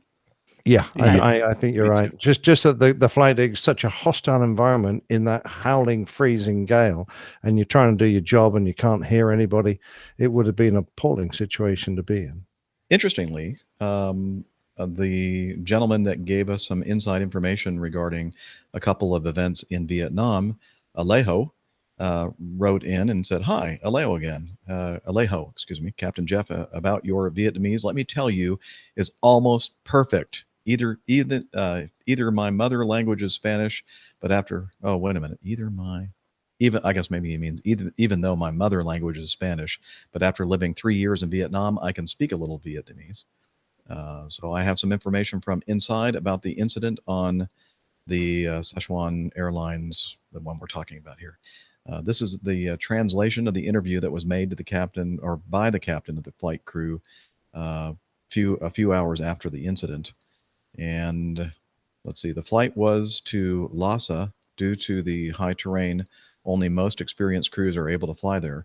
And the captain had a mandatory type-rated instructor. No, the captain has to be a type-rated instructor or a type-rated examiner to fly into this airport. And he said that they talk about flight level 331 because in China the levels are in meters, not in feet. We've talked about that before on the show. And they refer to Harbin because it's the coldest city in China. So the reporter can understand how cold it would be at flight level 331. And so the narrative here from the interview goes, let's see, reporter says, "Are you now in good health?" He's talking to the captain. The captain says, "Not feel obvious discomfort by now. My company will have me and the others endure a comprehensive medical examination." The reporter says, "I just interviewed some people in the industry. They said that landing would be very difficult." And Captain Liu says, "A total challenge, not the daily issue. The difficulty in the cockpit when the windshield bursts is all of us can meet great bodily harm. The loss of pressure, the sudden pressure changes causes a lot of damage to the eardrum. Temperatures drop to around minus 40 degrees Celsius. That's cold. And extreme cold could cause frostbite in the human body. The control panel, the FCU, was lifted and the noise was so loud that you couldn't hear a thing. Most radio and equipment were malfunctioning. You could only do your job by flying the aircraft manually and visually." And the reporter asks, "In such high altitude, is oxygen also very thin?" And he said, "Yes, like the cabin, when the cockpit loses pressure, the oxygen masks will automatically fall down. Hypoxia is not a big issue as long as you put the mask over your face and your mouth and nose together. And the cockpit and cabin are sealed and insulated, so the loss of pressure and cooling in the cockpit do not affect passengers." Now, that was part that I'm thinking maybe that was a bad translation because I'm sure that he didn't mean to say. Yeah, I think he just meant that the howling gale didn't affect the passengers so much. Right. The reporter says, "I noticed that the flight departure time is 6:25. Well, let's see. That's not an important question. Let's see. Were there signs at the time of the incident?" And he said, "There is no sign. The windshield burst suddenly, windshield bursting, making a loud noise. As I looked up, the co-pilot had flown half, and half his body was hanging outside the window. Luckily, he fastened his seatbelt." So he had his seatbelt fastened, as we always do when we're sitting in our control seats. "The cockpit items all flew up. Many of the equipment failed. The noise was so loud that the radio couldn't be heard. The whole plane vibrates so much you're unable to read any instruments. The operation is so difficult." And he says, the reporter says, "Why is that difficult?" And Captain Liu says, "Instantaneous loss of pressure and low temperature makes people very uncomfortable. Every action is very difficult. You know, the speed of the plane was 800 or 900 kilometers per hour. And at that height, I'm going to give you a metaphor. If you're driving 200 kilometers per hour in the street of Harbin, what can you do with your hand out the window? My words for you, winter in Harbin is the equivalent of Russia's Siberia." And the reporter says, "Very difficult indeed." And he says, "I heard a 7700 code was issued." Captain Liu says, I did it, equivalent to means now I need help. The control center and the other flight crew in the air know it, and then they know the approximate situation, what happened. I did this with a keyboard. And he says, the reporter asks, in the situation of automation completely failed, including the FCU damage, you cannot know the flight data, how to determine the direction, course, return to the airport, and so on. Captain Liu says, yes, completely manual operation, visually relying on my own to judge. Many of the civil aviation is automatic operation, but this time the automatic equipment couldn't help. I've flown this route over 100 times. I should say everything of flying here is familiar to me. Anyway, so great interview. Thank you for translating that for us, Alejo. And it's, we talk about this a lot as well on the show, that experience is worth its weight in gold. Not everybody has experience. I didn't have a lot of experience when I started flying, but as time goes on and we all build experience and log more and more hours, that experience is priceless. And in this case, those passengers were lucky that Captain Liu was at the controls and he had done this more than 100 times, and he knew where he was, where to go, and how to get the thing on the ground. So our hats are off to him and the rest of the crew. Absolutely. I mean, there were probably formal escape routes, because when you're amongst very high terrain, you depressurized, you really want to get the aircraft down to 10,000 feet. It sounds like that wasn't an immediate option for him because of the very high terrain under him. And when that happens, you have very specific escape routes that will allow you to descend the aircraft reasonably quickly. Usually involves finding valleys and that sort of thing that the aircraft could be descended into. But without the navigation equipment and without those routes, which are usually on printed maps, there and available to him, he would be doing it all by eye and visually and remembering. So that's, I think it's an incredible job he did, considering the pressure he was under at the time, to recall all that and safely guide the airplane clear of that high ground. Yeah, I think we all agree with that. Wow, what a situation, and our everybody here at the APG applauds the great work done by handling that situation so well. Hey, Dana, were you able to find out the answer to the minimum taxi speed? Yes, and it's up for interpretation, but the way it reads is all aircraft using Atlanta with wingspans greater than 199 feet or 61 meters in width are required to use taxi speeds not greater than 15 miles per hour.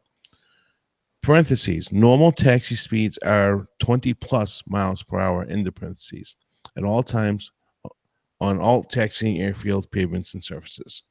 So what their suggestion is anything that's a large aircraft, 15 miles an hour, but the normal operational speeds in Atlanta are 20 plus miles an hour. But that's not a minimum speed. That's just It's not a minimum they're speed. saying That's that correct. most people kind of scoot around. Of course, they should have a little asterisk there that says Southwest Airlines double all these figures.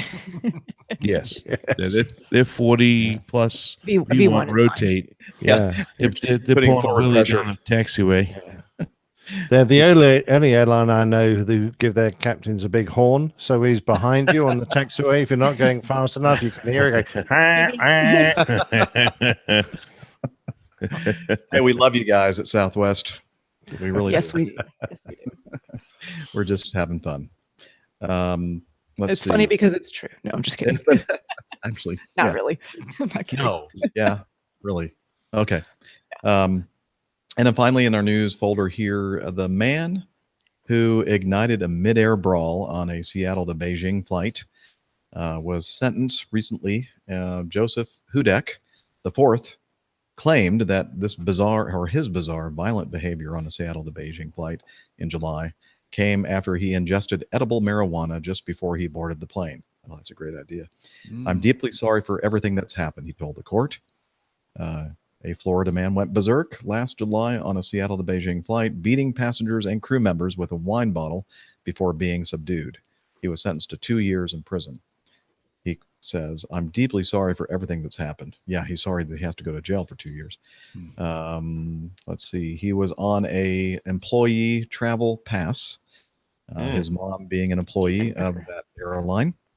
And it says here Not in the anymore. article that she subsequently lost her job. Yeah, great. Not only did he do this, he lost his mum her job.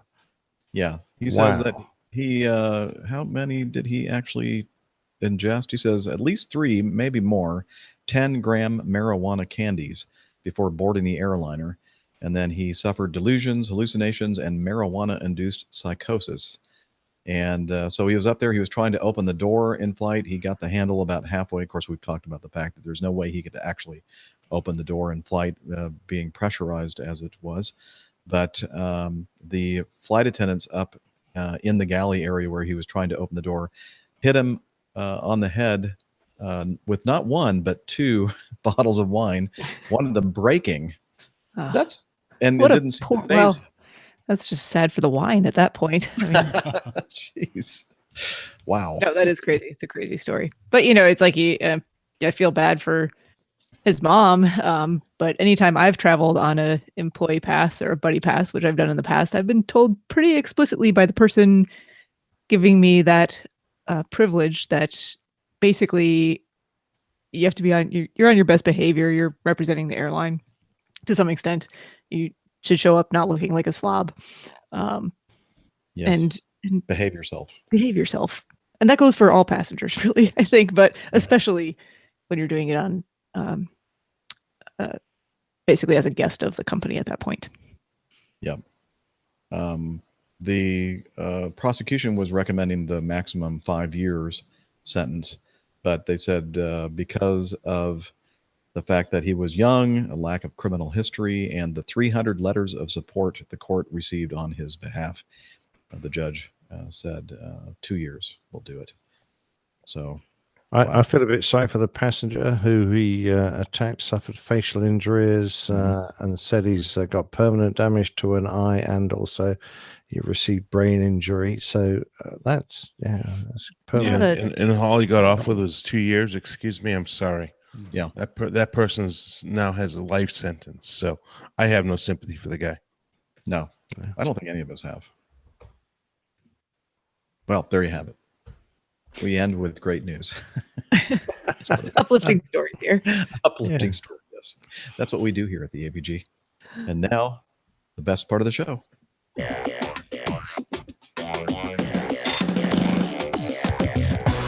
Captain, incoming message. And time to feed my dachshund. Excellent. See, normally when I'm doing the show, all this is going on up here and everything is being taken care of, but nobody's here to do that. So we're going to take a little break. It's fine with me. All right. Can you put some music on?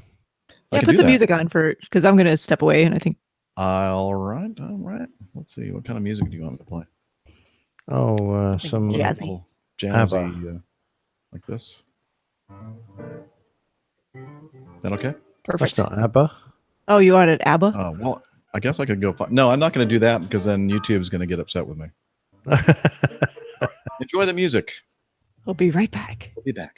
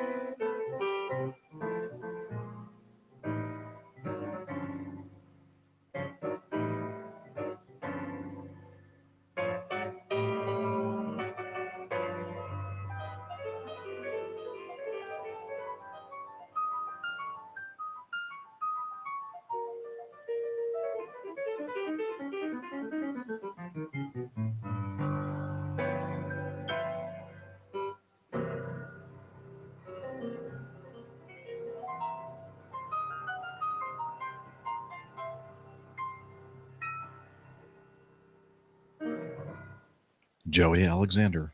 I think he was 11 years old when that was recorded.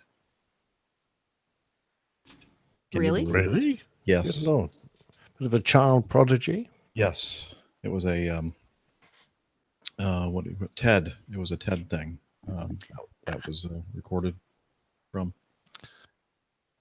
Technology, entertainment, and design.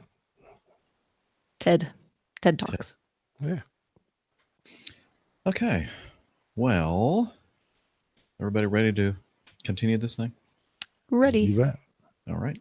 We're ready.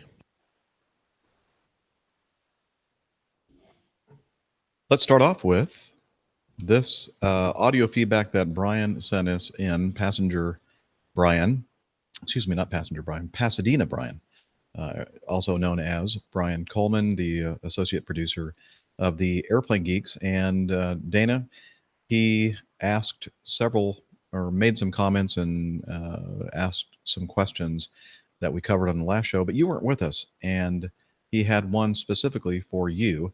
And so I'm Okay. going to, it's not queued up, so I'm going to try to see if I can find it. I think it's around, Let me see if I can find it. Heathrow. I was trying to get in the flight, and could tell I was laughing show, and everyone thought I was crazy.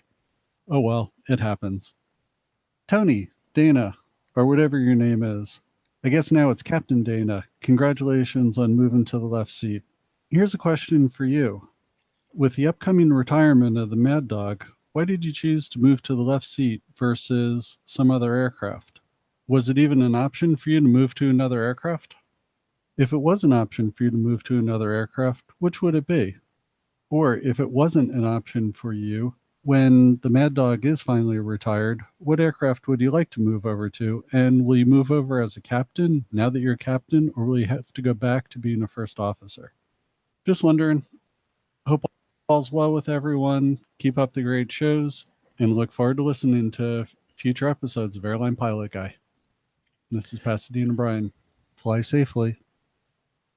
Again, thank you, Pasadena Brian, for sending in those questions. And what do you think, Dana? Well, very good questions, Pasadena Brian. Things that I had really thought about. The first question you ask is, with the retirement of the aircraft, why would I want to go to the left seat?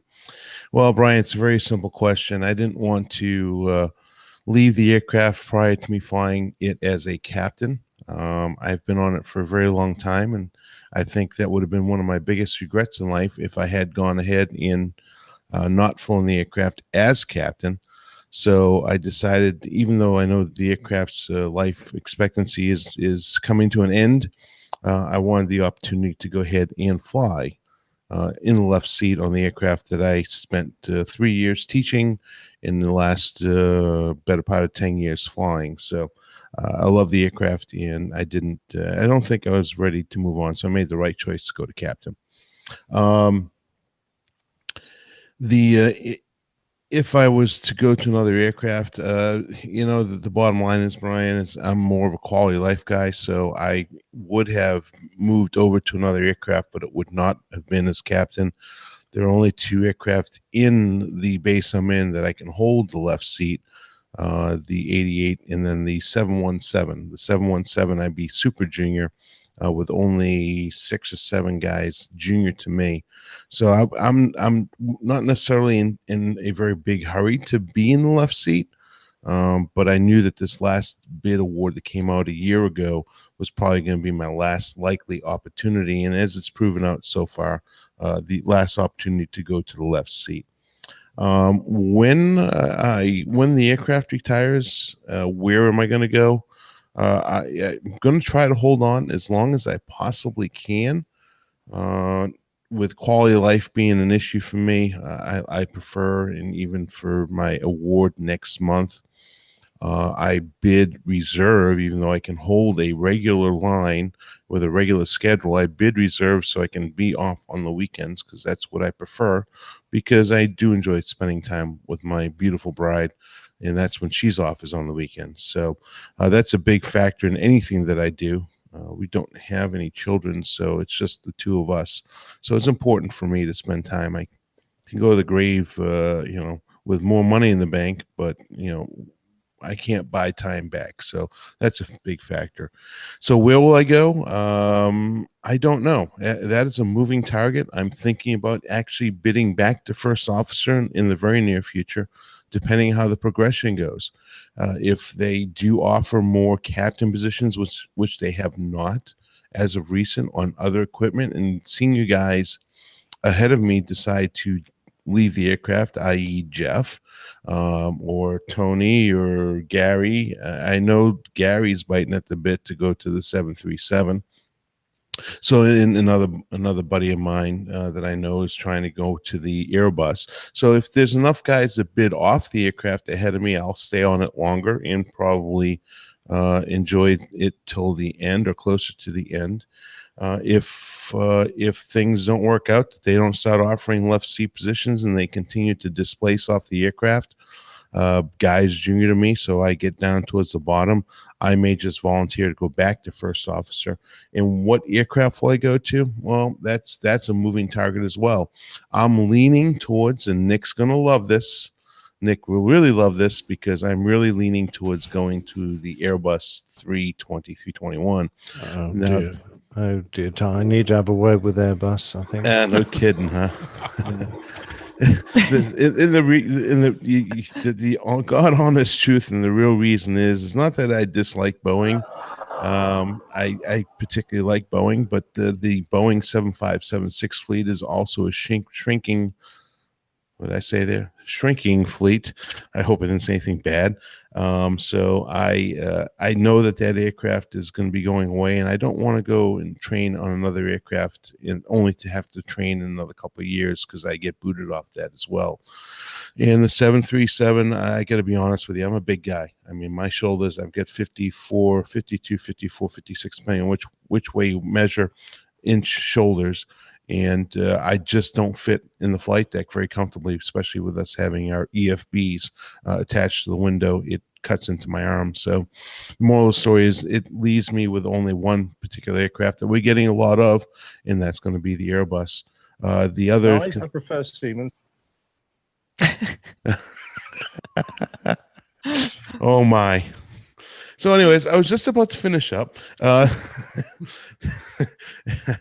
enjoy the dark side when you get there. Well, there's a curveball I was just about to talk about. And when I was in training, I went and I sat in the 350, I sat in the 320, and I sat in the C series simulators. The 350, amazingly enough, the leg room on that, with your legs can go side to side, is much more narrow than the 320 and 321 is. I could not believe that. Have a little bit more leg room side to side. And then on the C series, which is actually my preferred aircraft to go to, I really want to fly that aircraft. Very comfortable flight deck, very, very well laid out. A little bit narrower than the Airbus, but I think for ergonomics, trying to reach for everything, I think it actually is laid out a little bit better and not as wide than the Airbus. The only problem that I see with that is that aircraft is not slated to come to Atlanta, and I'm not, at least not in the near future, and I'm not going to commute to that aircraft. So that really kind of answers everything. If I need to, I'm going to go back to first officer. I have no problem with it. I don't have some big ego that I need to be a captain. I'm going to enjoy being a captain. I've already noticed that even in the simulator, when I looked over to my right to notice the first officer, how hard they work compared to the captain. And it really never dawned on me because I just don't mind working. So I hope, Brian, that answers your question. I think those were excellent questions. And really stay tuned because it is a moving target for me next couple of years.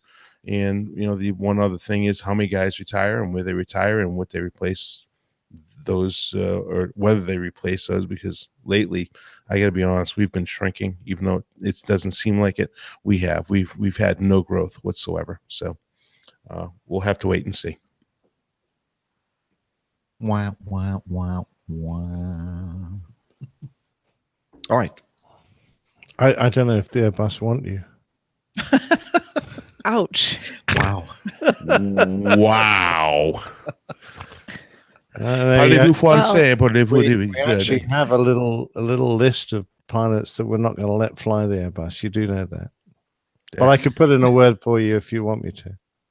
I was going to say, Dana, I heard their standards are so low, I don't know that you'd want to consider going and flying Airbus anyway. They'll take notes. I know. I mean, I have to learn how to speak French, and the Airbus is idiot proof, and I don't like being called a retard every time I land the airplane, which I know I'm not. Unlike somebody else on this podcast that loves being called a retard. If it's idiot proof, you'll get on very well. But, well.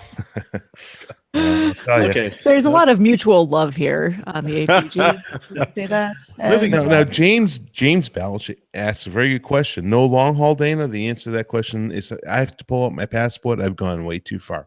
The answer is absolutely not, James. I have no desire to ever fly long haul. Yeah. There you go. All right. Thank you, Pasadena, Brian, and Dana, for answering the questions. Let's continue on with John. And he says, a quick note to Captain Nick. Despite having suffered from APG syndrome for the better part of 60 years, I only recently learned of this outstanding support group. And APG syndrome was around before we actually started this show. It just didn't have it. It's like many other diseases and illnesses. It just didn't have a name. So really, we were kind of pioneers in the field, and because we,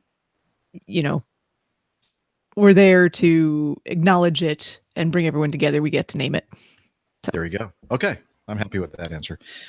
He says, I've only recently learned of this outstanding support group for my fellow sufferers. I cannot tell you how much I've enjoyed each installment. While waiting to board an Acme flight from West Palm Beach to Atlanta, I just finished perusing the list of episode titles on the newly commissioned Plain Tales page. It's with a real sense of anticipation that I look forward to listening to each one. My thanks to all that put the page together, and especially to you, Captain Nick. To use your term, your work is brilliant. Well, it's ever so kind of you, John. What a very nice thing to say. Thanks very much indeed. It's a labor of love, so don't feel too sorry for me. I do really enjoy doing them. Yes, we enjoy listening. All right, so I'm gonna interject here because I need to defend something here. Most of you can't see this if you're listening to the audio podcast, but in my hand is a Airbus product. It's a gift. It was a gift. It was a very Nick, a special gift. So Nick says that I should be forewarned, and inside here is a beautiful Airbus pen. Yes, the same one that Steph is holding up right now. But I also have a Boeing pen. Oh, you mean that plastic green thing? It's plastic, but look, it's got a. It's got a button on the end, to make the ink pop out. It's got a whatchamacallit. Or is it leaked already? Is that what you're trying to tell me, Steph? It's got a circuit breaker. That's actually very good. Yeah, you obviously need to use that. Thanks to Adam Spink for that one. And it's a very nicely braided metal pen. And what Nick didn't know when he brought me this is that's one of my biggest things. I love pens, and I actually still in my flight bag carry around my first pen that I ever had when I was flying as a first brand new hire FO. I call it my lucky pen, and I still even carry that around in my flight bag, even though it doesn't work anymore. So I'm a big time pen man. So I think this is a bit of a premonition there, Nick, is that I was probably going to end up going to the Airbus. Oh, you never know. It might work that way. I will say this. I am very grateful for the gifts of the Airbus and Boeing pens, respectively. But my favorite aviation pen, which is not in the room here with me currently, is what? Nothing. Never mind. Is Cirrus. I have a Cirrus pen from Cirrus, the general aviation. Seriously? And when you uncap it and put the cap on the other end to store it, if you push down all the way to where it stops, no, it's got a little light on the tip. So if you're in that's funny. But if you're in say a dark, it turns a light on when you put. Yeah, it has a little light on the end of it, and it writes really nice. I'll have to go find it and show it off before the end of the show. Have you seen the McDonnell Douglas pens? They're actually number 2 wooden pencils. Pencil. With an eraser, very importantly. Yeah, very much. I'm gonna have to find it. But it was fine. Oi. Well, John, sorry about the APG syndrome, but we're glad that you're here in this support group to suffer with us. Yes. Welcome. All right, 3, Chris. How do your airlines handle compensation if you're grounded due to a medical issue? And he says, I've been wondering, what do your respective airlines do for compensation if you're grounded due to suspension of your medical? I know Captain Nick has been off flying status for a while due to his medications. Does this mean he has to rely on some type of short-term disability, or is he just on his own at that point, or do you still somehow get paid? I'm interested in finding out how the airlines handle these issues, as I'm guessing it's probably not that uncommon to have a pilot have to take some time off for medical reasons. Thank you all for the wonderful podcast, and congrats to Captain Dana. Blue skies and fair winds to all. Chris. Captain Nick. Well, I think it depends an awful lot on the airline, because I think every airline has a slightly different contract. and it's what your contract says that the airline will provide for you. Some of them have a fairly restricted period when you would be on full pay, and then you would probably drop down. Other airlines rely a lot on flight pay, so you would go to a basic level, but because you're not flying, you wouldn't get that additional money, which is your flight pay. My airline is very generous. They look after their employees particularly well. So I'm on my normal pay minus an element of flight pay, but it's not a huge amount. They'll keep me on that for usually up to about 6 months. And if I'm off for longer than that, then they'll activate a permanent health insurance scheme, which will look after me long term if I continue. But depends very much on the airline. Now, of course, some airlines, like some of the low cost carriers, they don't actually employ their pilots, or a lot of their pilots. The pilots have to join a third party who contract them then to the airline, so that, and they don't get any benefits whatsoever, which is a scheme I think is very poor, and I'm very glad I'm not being forced to do that. Because I feel a valued member of my airline because they look after me and have this kind of safety net for you if you've got a problem there.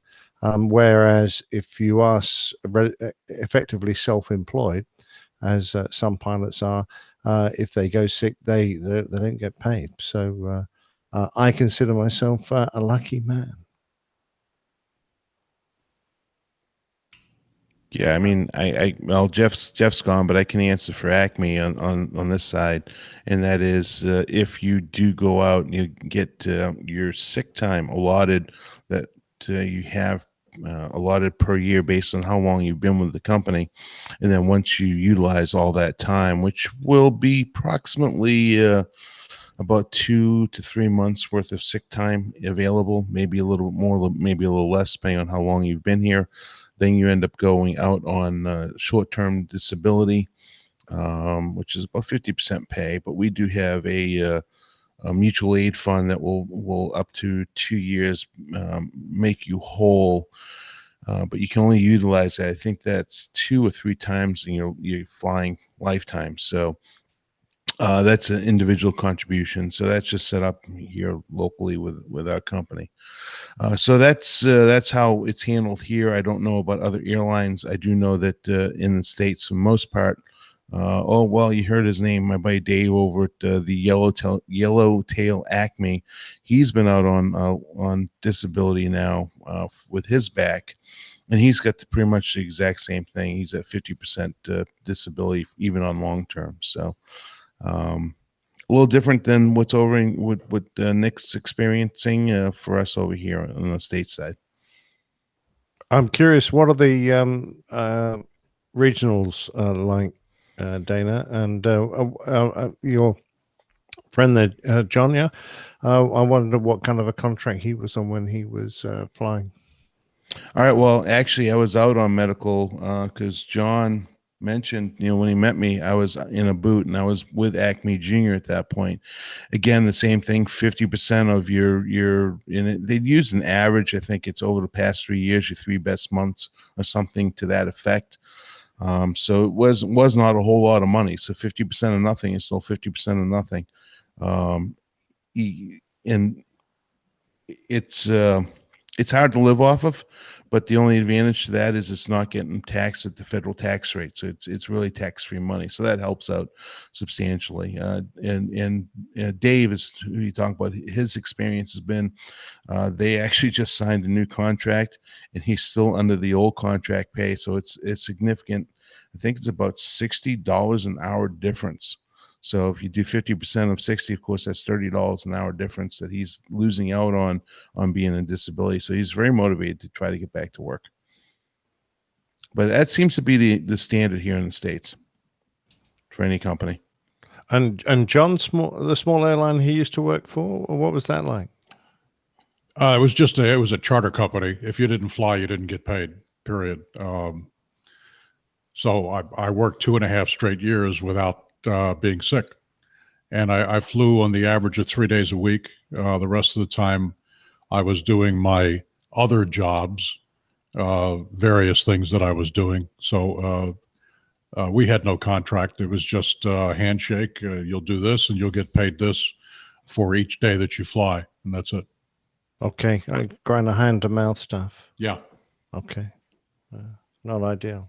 No, not ideal. No, and actually, that's how most of the general aviation flying, building your time up to get onto the airlines, it's pretty much exactly that way. If you don't work, you don't get paid. It was just more of an individual compensation. There's no contract. There was no motivation, especially back in the day when John and I were both trying to build time. It was, pilots are a dime a dozen. Now pilots are, not readily available, and finding out people that we know, they're getting 2, 3, 4, 5 job offers from regionals at this point. They are very hard up. So a completely different negotiating world and compensation world. And certainly, if you work with somebody that's reputable as a flight instructor, like an Embry-Riddle, for example, then you would have full benefits, but most flight schools have nothing. All right, very good. Thank you, Chris, for that great question. And as you can see, it really varies depending on the airline and what type of flying that you're doing. Andy wrote in and says, I'd like to thank you all for a great podcast. I started listening around episode 180, and you soon became my regular traveling companion on my business trips and commutes. You also helped to reignite my childhood ambition to fly. I've always been a huge aviation enthusiast, living close to Manchester Airport and British Aerospace Woodford, so always dreamed of a career in aviation. For various reasons, my career took a different path, but your podcast really inspired me to follow my childhood ambition. So, at the age of 37, I left my career as a design engineer, and in 2 weeks' time, I will start training as an ATPL cadet. Once qualified, I will be flying the A320 around Europe. As you can imagine, I'm really excited about this. I've decided to write a training blog to follow my experiences as someone with a family going through a midlife career change, or maybe a midlife crisis. A blog is the URL, the link to his blog, and we'll put that in the show notes so you all can go there and read his the very beginning of his adventure. And he continues in January. We'll be in Phoenix to do our initial flight training. So if your roster brings you close by, it will be a pleasure to meet up and buy you a beer to thank you for your inspiration. Wishing you blue skies and tailwinds, Andy. And again, Reach for the Sky is Andy's blog.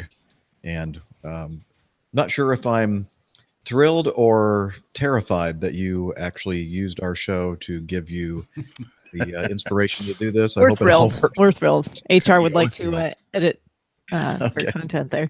I mean, And, I'd also like to say, this is great for a lot of we get a lot of questions from folks who say, yeah, I always really wanted to fly. I didn't think it was a possibility for me. I ended up in this other job or career. And is it too late? I'm such and such years old. And most of the time it's late 20s, early 30s. And right here is your prime example that, it's not too late. I was 45 years old when I took my first intro ride in a Cessna 152. So I'm the prime example of you can teach an old dog new tricks. And Exactly. I've been flying ever since. That's good to know. 28 years ago. Wow. That's great. Yeah, that's great. And congratulations. Woof woof. Well, and my story is not very much different. I mean, other than the fact that I worked in the airline business, Andy, it's just I've been in the airline business, but I always wanted to be a pilot. So it wasn't until I was 32 that I did the midlife change, and it's not a crisis. I can assure you, sir. You will, if it's your desire and your passion, then you are making the right choice, and that's the reason why we do this show. It's why I do this show, is to be a positive influence on people, and hopefully to help them to make the decisions that they have been hesitant to do in their life, or make in their life, not to do. So it's our way of helping you all out, and to kind of give back to. I know that Captain Nick and I'm sure will both agree that it's been a wonderful career for both of us, and this is a great way for us to give back to all the, wonderful things that we've received from an aviation career. And who knows, maybe someday when I grow up, I'll be an airline pilot too. Yeah, I have a feeling that that actually may happen. You have all the qualifications, pretty much. Missing a few hours, but that's small fry. A little detail. I have a funny feeling if you applied, Dr. Steph, you'd have no problems. I don't think so. So, well, I'm not ready to jump ship from my current career, but we'll see. Yeah, but you could do it part-time on the weekends, and then come and do work Tuesday through Thursday at your other professional career that you are in right now. Yes, soon. Working on that from a financial aspect. We'll see. I'm just saying it could be a possibility soon. Not that I am doing it soon. I think you should do it. Announcement or anything here today. No. Don't read too much into that. Definitely a full-time doctor. So. All right. Hey, I think it might be time for the really best part of the show, which, of course, as you all know, is Captain Nick's, the Old Pilot's Plane Tales. In this week's episode, go ahead, take the controls.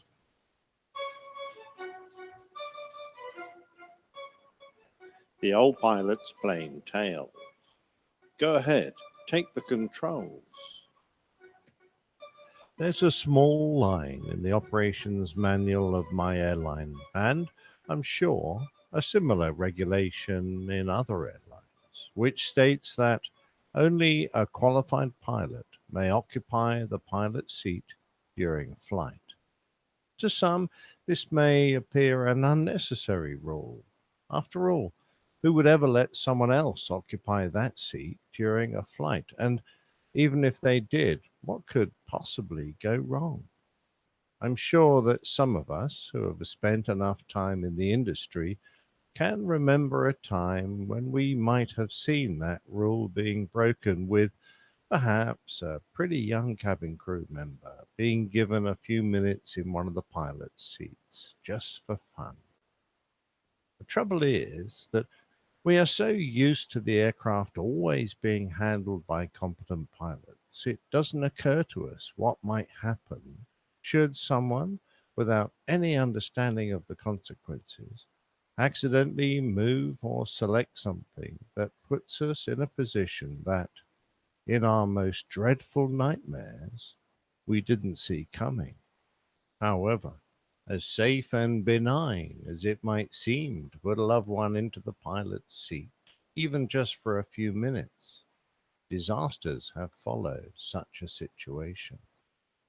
It was back in the 60s that NASA found a need for tracking and telemetry stations to be placed all around the world to provide an essential electronic link to its spacecraft.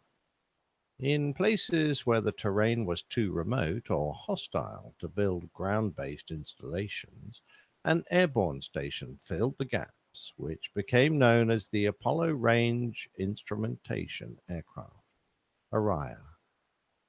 8 ARIA aircraft were built by Boeing and designated the EC-135, which was itself a modified KC-135 derived from the precursor of the Boeing 707, the Boeing 367-80.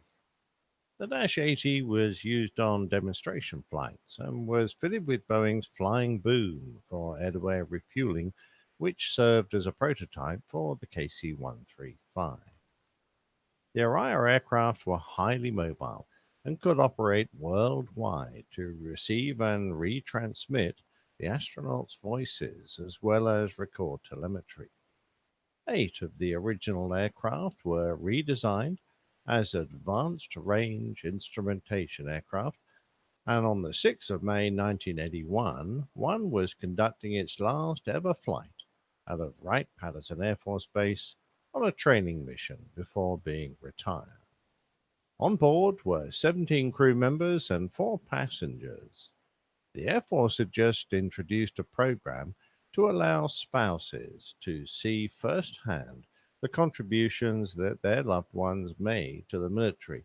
So aboard the aircraft, full sign Agar 23, was the wife of the pilot in command, Captain Joseph Emilio, and also the wife of Captain Font. The aircraft was cruising at Mach 78 on a simple navigation leg with the autopilot engaged at flight level 290. The aircraft commander, Captain Emilio, who was also an instructor pilot, was sitting in the right-hand seat, and beside him in the left-hand seat was his wife, Peggy. The height they were flying, the weather was clear, with no turbulence or icing.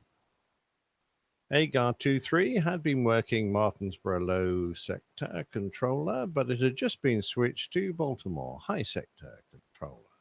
The last formal transmission from the aircraft was normal, with no indication of a problem. However, a minute or two later, a female voice was detected on the radio recording. Then, without explanation, the IFF, or ATC transponder in civil parlance, stopped giving a signal, and no radio contact could be made. Nothing was ever heard of from Agar 23 again. The aircraft was seen emerging from a low overcast at around 2,000 feet in a 20 to 30 degree nose-down attitude at very high speed, probably around 400 knots. While still above 1,000 feet, an explosion occurred in the fuselage which resulted in a breakup of the airframe, distributing the wreckage over a 2.5 mile area. Tragically, all on board were killed. Emergency crews poured onto the scene, though they quickly realized no one could be saved. Vaughn Zimmerman, captain of the Wakesville Volunteer Rescue Company and one of the first to arrive, took charge until the military showed up hours later to investigate. Local fire companies put out a few small spot fires, but there was nothing to do but secure the scene and look for bodies. We just knew what we had to do, said Zimmerman, who directed emergency responders to mark the location of the body parts with rakes from the brush truck, tomato poles from the nearby farms, and even personnel if needed. We tried to add some dignity to it, marking and covering them up, and that type of thing, because it was just a horrible thing to have to witness, to see how people were torn up and mangled. That part of it will never get out of our minds. Brigadier General Robert Chapman led the investigation team and authored the report into the accident. He commented that the passengers were authorized to be on board. Of Mrs. Peggy Emilio's presence in a pilot's seat, he merely remarked that there is no evidence that the presence of the passengers in the crew compartment contributed to or caused the accident. When the wreckage was recovered, it was discovered that the aircraft trim indicator showed full nose down and that the pitch trim motor and jack screw assembly had run to the full nose down position. The horizontal stabilizer, which is moved when trimming the aircraft out, is a powerful force in pitching the aircraft. And if it were to be positioned full nose down, the elevators wouldn't be capable of counteracting the force. It was this force that pitched the aircraft into a severe nose down attitude, but recovery would have been possible for about 8 seconds had Captain Emilio acted quickly enough.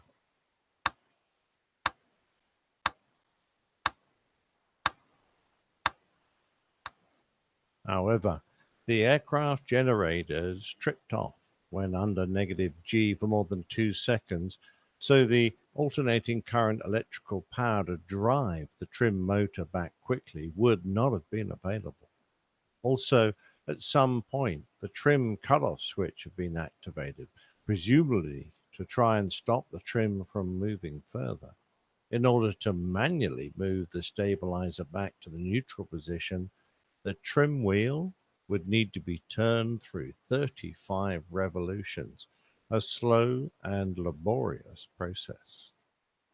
With the force of the stabilizer driving the aircraft into a dive, the speed would have increased rapidly, and when recreated in the simulator, once the aircraft was more than 30 degrees nose down, the speed above 350 knots, recovery was impossible.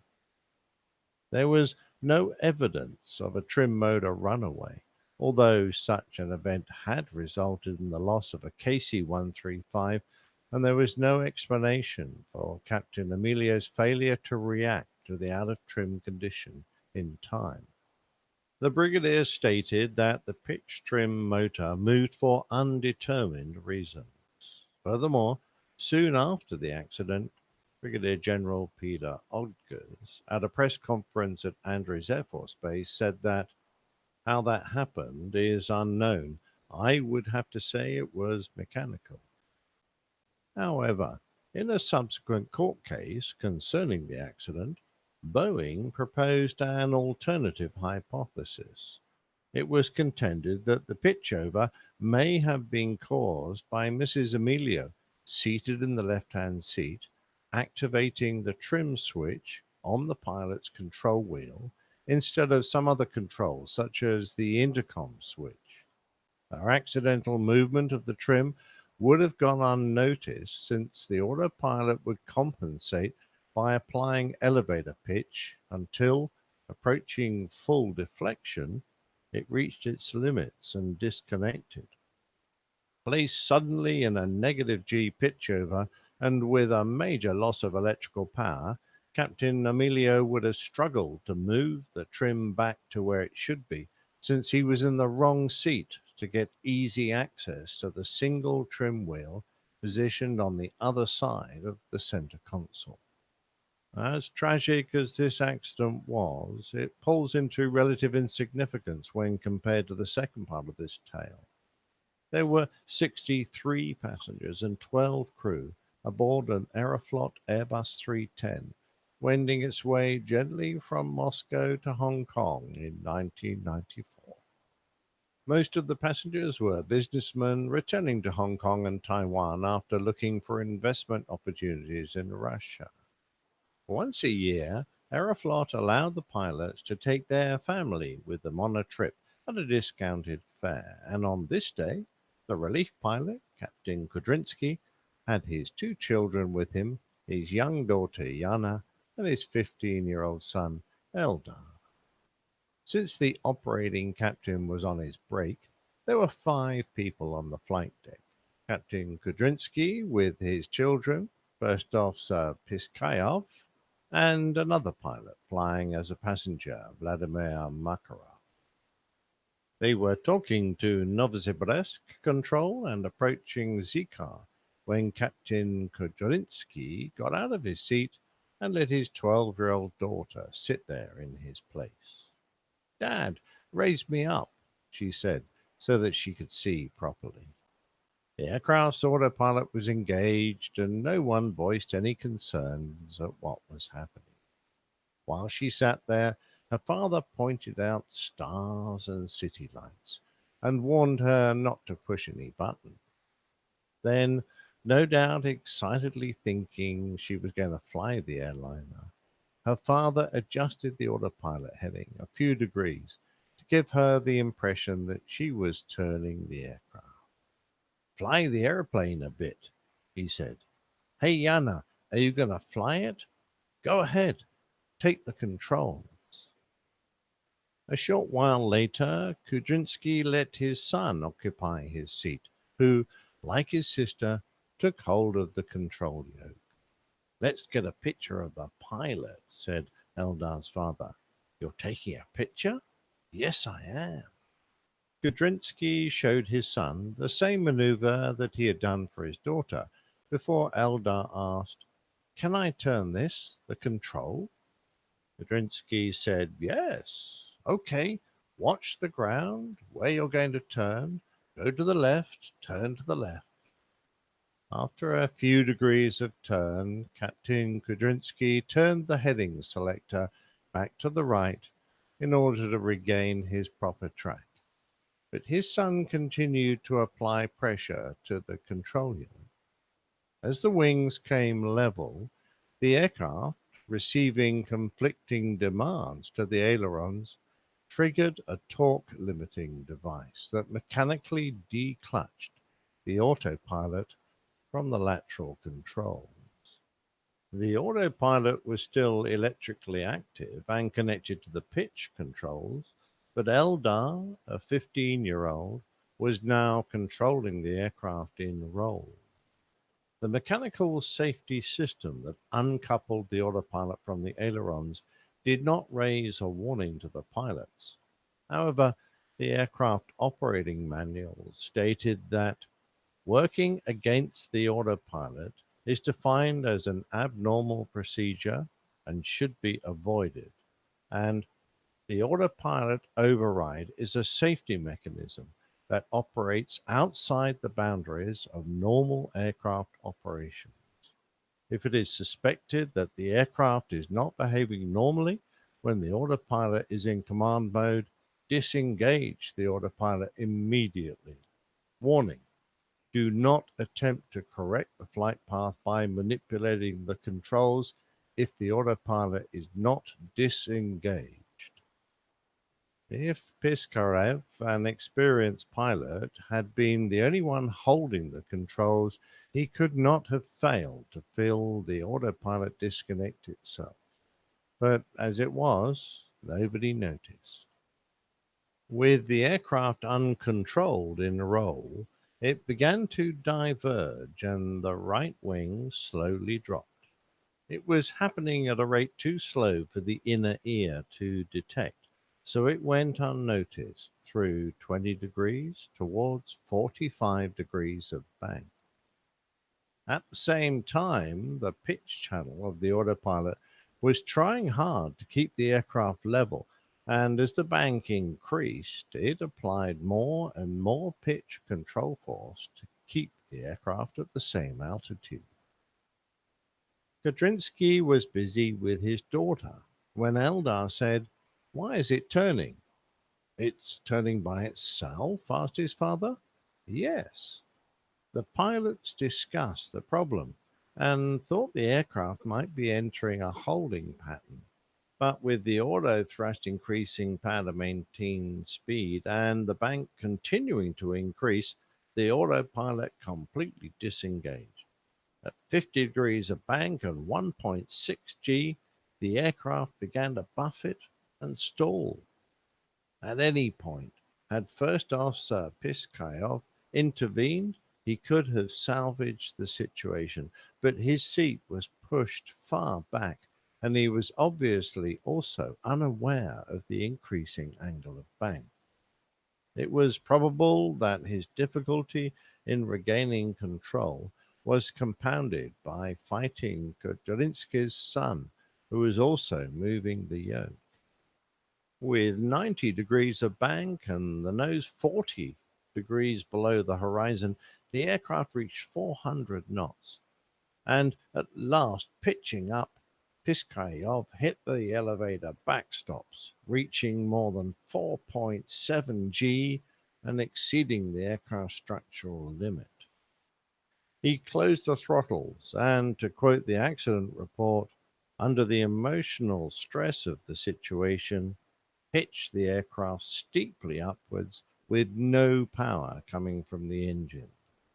At this point, Gudrinsky got his son out of the left seat, but in doing so, the rudder was deflected, and with the speed low, the nose high, and ailerons and rudder left, the Airbus was being forced into a spin. The aircraft rotated rapidly, the nose dropped, And although eventually Kudrinski was able to stop the rotation, they didn't have enough height left to prevent the aircraft from impacting into a remote hillside amongst the Kuznetsk Alantau mountains. There were no survivors. In both of these cases, allowing a loved one to play at being a pilot may not have directly caused the accident, but it certainly put the handling pilot at such a disadvantage that they were unable to understand what had gone wrong and how to quickly correct the problem. The design of the aircraft undoubtedly made things worse. Had either the EC-135 or the A310 been equipped with warnings that indicated the movement of the trim or the declutching of the autopilot that these crews encountered, the chances are things would have gone much better for them. However, neither accident would have happened had the pilots just kept their seats.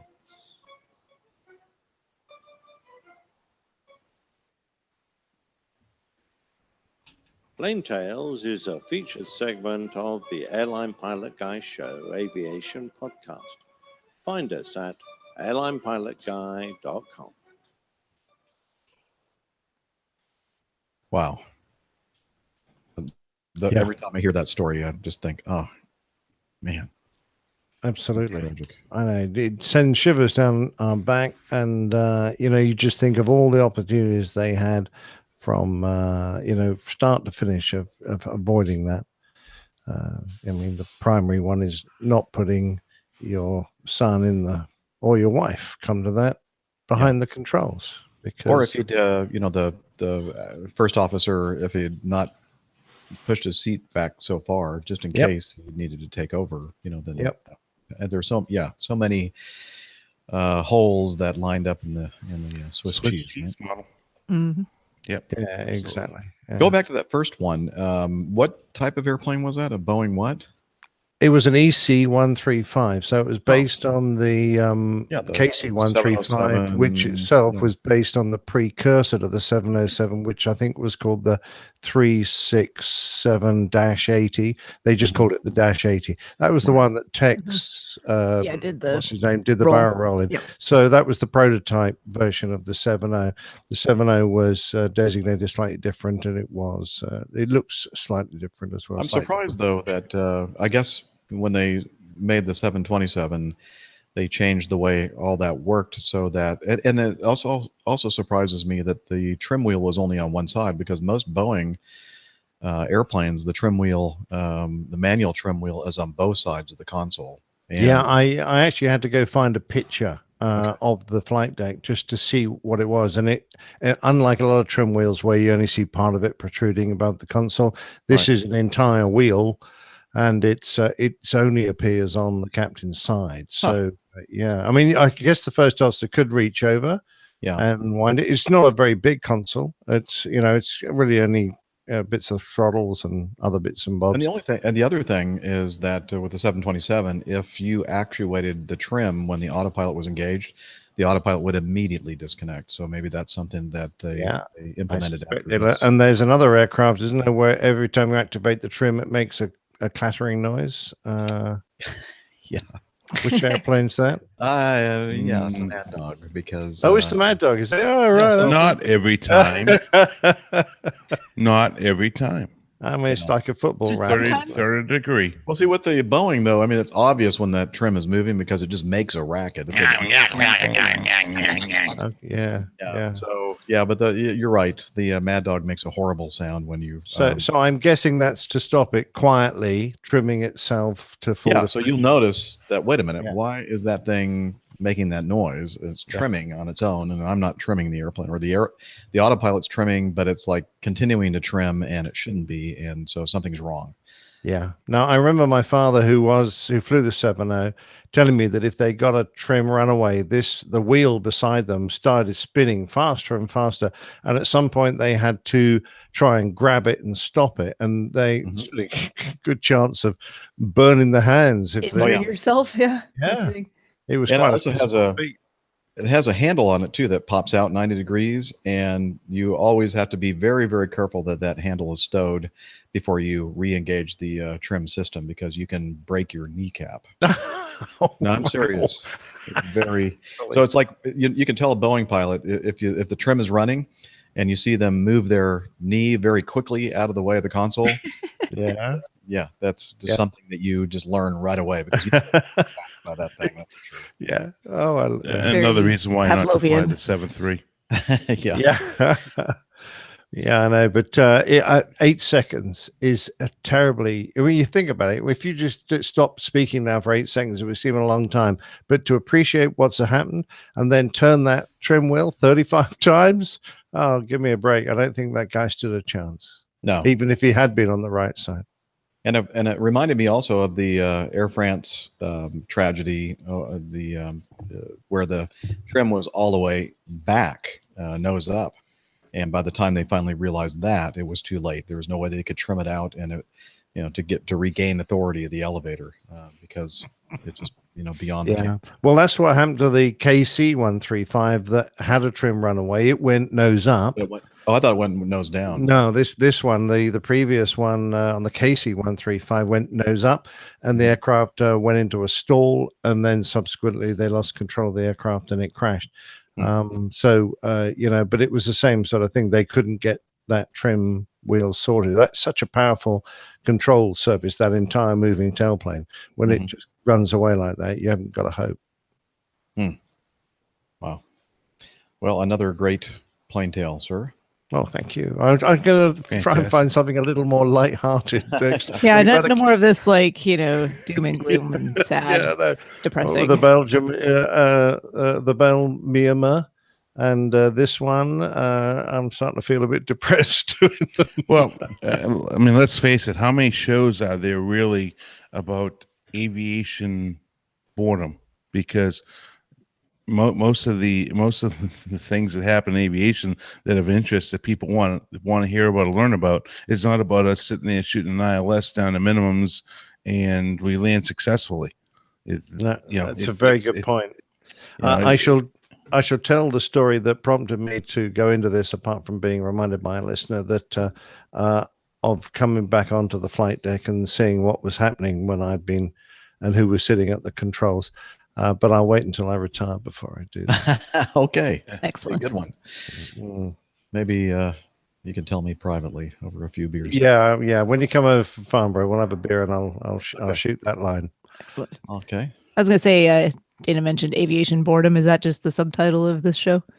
Sometimes. Sorry. I love it. Oh, wow. Good one. The Airline Pilot Guy Show. Aviation boredom. Love it. Best. Wow, that was really rude, Steph. I know. I'm sorry. It was just what came to mind. But then I thought it was funny. And it's only 50% aviation boredom. That's Come on. true. That's true. Right. Sorry. Okay, moving on. Speaking of the 737, we had just mentioned that. Tony wrote in and said, I noticed the attached report on Flight Global concerning overspeed correction by the pilot on a 737. It also noted another similar incident 2 months later. Several questions spring to mind. Is this a common phenomenon? Is the 737 likely to be more prone to pilot ham-fistedness? The additional training suggested deployment carefully of the speed brakes, but would that have been a part of normal training or sim sessions? Thanks, as usual, for the great show. Go well, Tony. And he gave us a link to a flightglobal.com article regarding an investigation by the UK investigators determining that a Boeing 737-800 captain's heavy-handed manual response to a developing overspeed resulted in a serious injury to one of the flight attendants. The inquiry into the upset on the Ryanair jet, which had been descending towards Manchester on 14 January last year, found that the captain had been startled by a sudden increase in airspeed towards the maximum operating Mach limit. Air Accidents Investigation Branch analysis revealed that the 737 had started a descent from 40,000 feet, having been cleared to 20,000 feet. Air traffic control had requested that upon speed conversion, that the crew fly at 270 knots rather than the carrier's standard 245 knots. the 737 began to descend while traveling at Mach 0.77 to Mach 0.78. But owing to a strong jet stream, the wind speed increased rapidly, and during descent through 36,700 feet, the aircraft's airspeed rose to a maximum of Mach 0.818. While the autopilot was engaged, the captain felt that it was not correcting the overspeed. Thinking that he had little time to react, he simultaneously pressed the autopilot disengage button on his control wheel and pulled back on the control column. His intention was to avoid the overspeed as smoothly as possible using manual control inputs. But flight data recording showed that the captain quickly exerted a 42.7 pound, 190 newtons force on the control column. Although the inquiry could not determine whether the autopilot disengaged as a result of the button press or the column input, it says that the force applied was twice that required for autopilot disconnection. At the time, the captain believed he was managing the maneuver gently, it states, but with hindsight, he suspected that the startle effect caused him to exert more force on the control column than intended. The abrupt maneuvering caused 2 cabin crew members to lose their balance and one suffered a broken ankle. Investigators pointed out that the lower air density at higher altitudes reduce the operating envelope and that manual flying in such conditions demands particularly careful handling and the avoidance of large control movements. So true. Boeing's training manual states that changes in wind speed could lead to overspeed. While the autothrottle is able to provide aggressive speed control near operating limits, the manual says short-term overspeed can nevertheless occur when or under certain conditions. It advises crews in such cases to deploy partial speed brakes slowly until a noticeable reduction in airspeed is achieved, and retract them equally slowly once the airspeed falls below the operating limits. Both pilots subsequently completed a recurrent simulator session, which focused on overspeed recovery. Investigators have highlighted a similar event 2 months after this incident, which involved a Qantas 737-800 that experienced increasing headwinds during descent towards Canberra on the 13th of March last year. The crew used manual input to avoid overspeed, and 2 cabin crew members were injured. And I know that I'm certain that Captain Nick, Captain Dana, and myself, and probably John as well, have been in airplanes where this kind of thing occurs. The autopilot is seemingly allowing the airplane to do something that you had not intended it to do.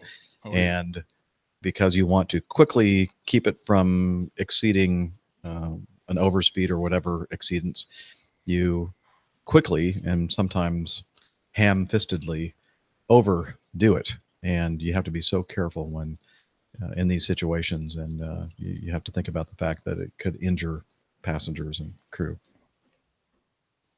And I've seen it before. Yeah. I don't think people quite realize sometimes the narrow band of speed we have to operate in when we're at our maximum cruising altitudes. I mean, I've regularly seen 15 or perhaps 20 knots between the minimum and maximum speeds, and that is not a big margin. So you're cruising somewhere in the middle. You only increase 10 knots and you hit the barber's pole. 10 knots is not a big variation in speed, so it can happen quickly. You do have to be alert. You can't spend the entire time facing backwards and taking movies of each other. Yeah.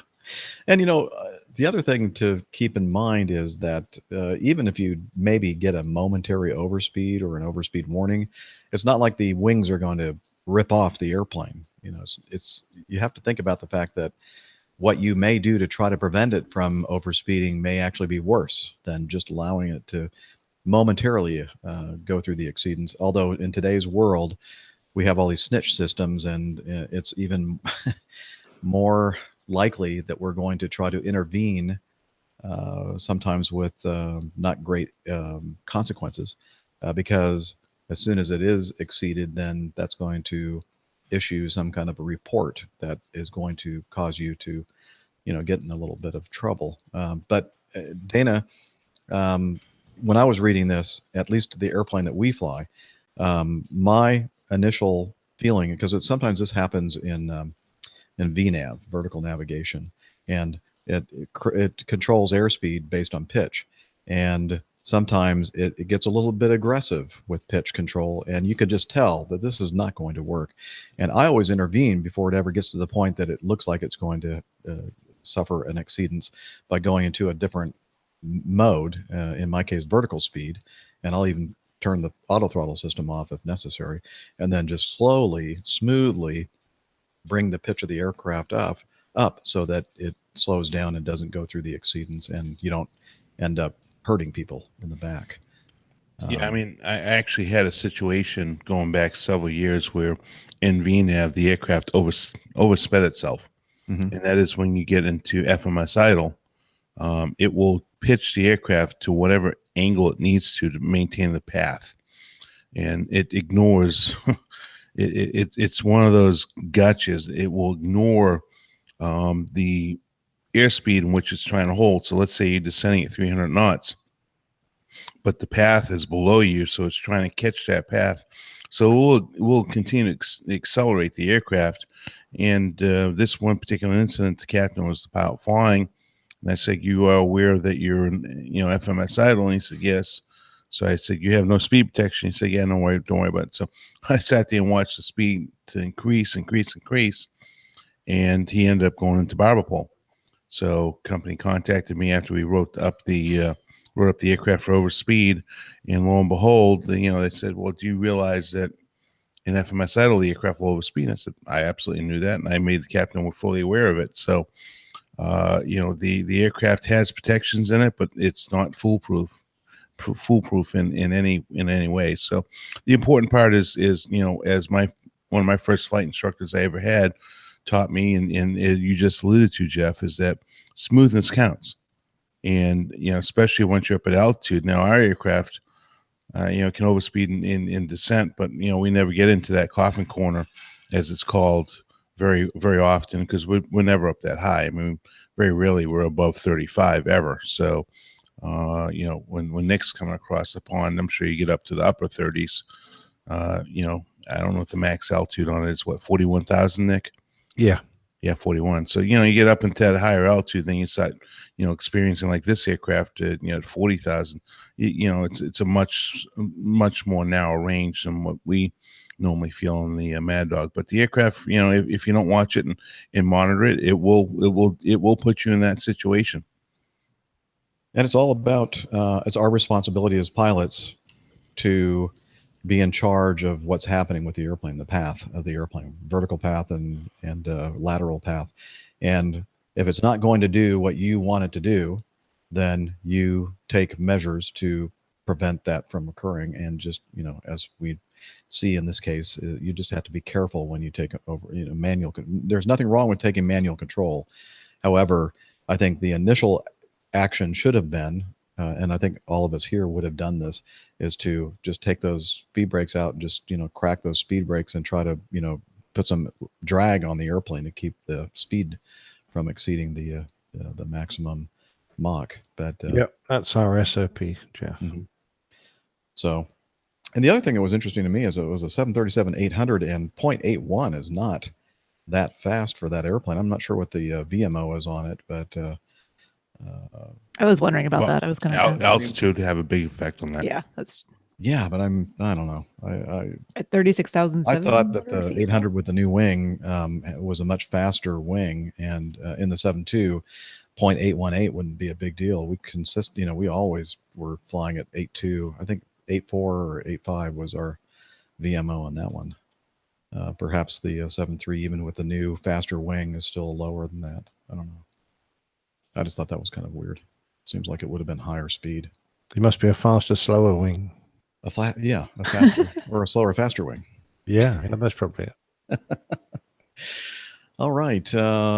Speaking of Mad Dogs, Charles says he flew in an American Airlines MD-80 the other day and enjoyed the familiarity and simplicity of this McDonnell Douglas aircraft. I've been on many times over the years. It's nice and quiet at the front of the plane with those engines way in the back. As an MD-80 pilot, how much longer do you think the U.S. Airlines will continue to run these? As I know, newer planes are more efficient.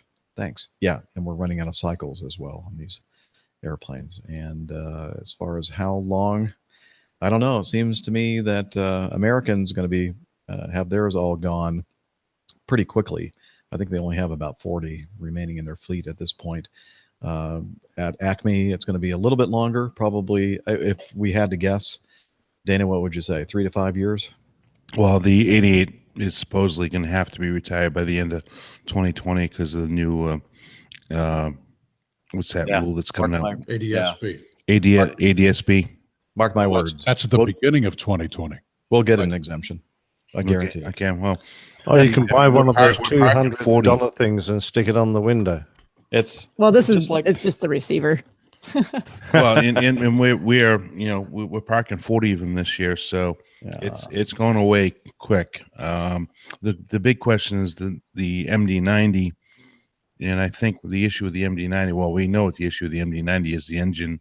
We work. The only one place in the world that works on the engine. Yeah, I still don't believe that. I don't believe that story. It's not a story.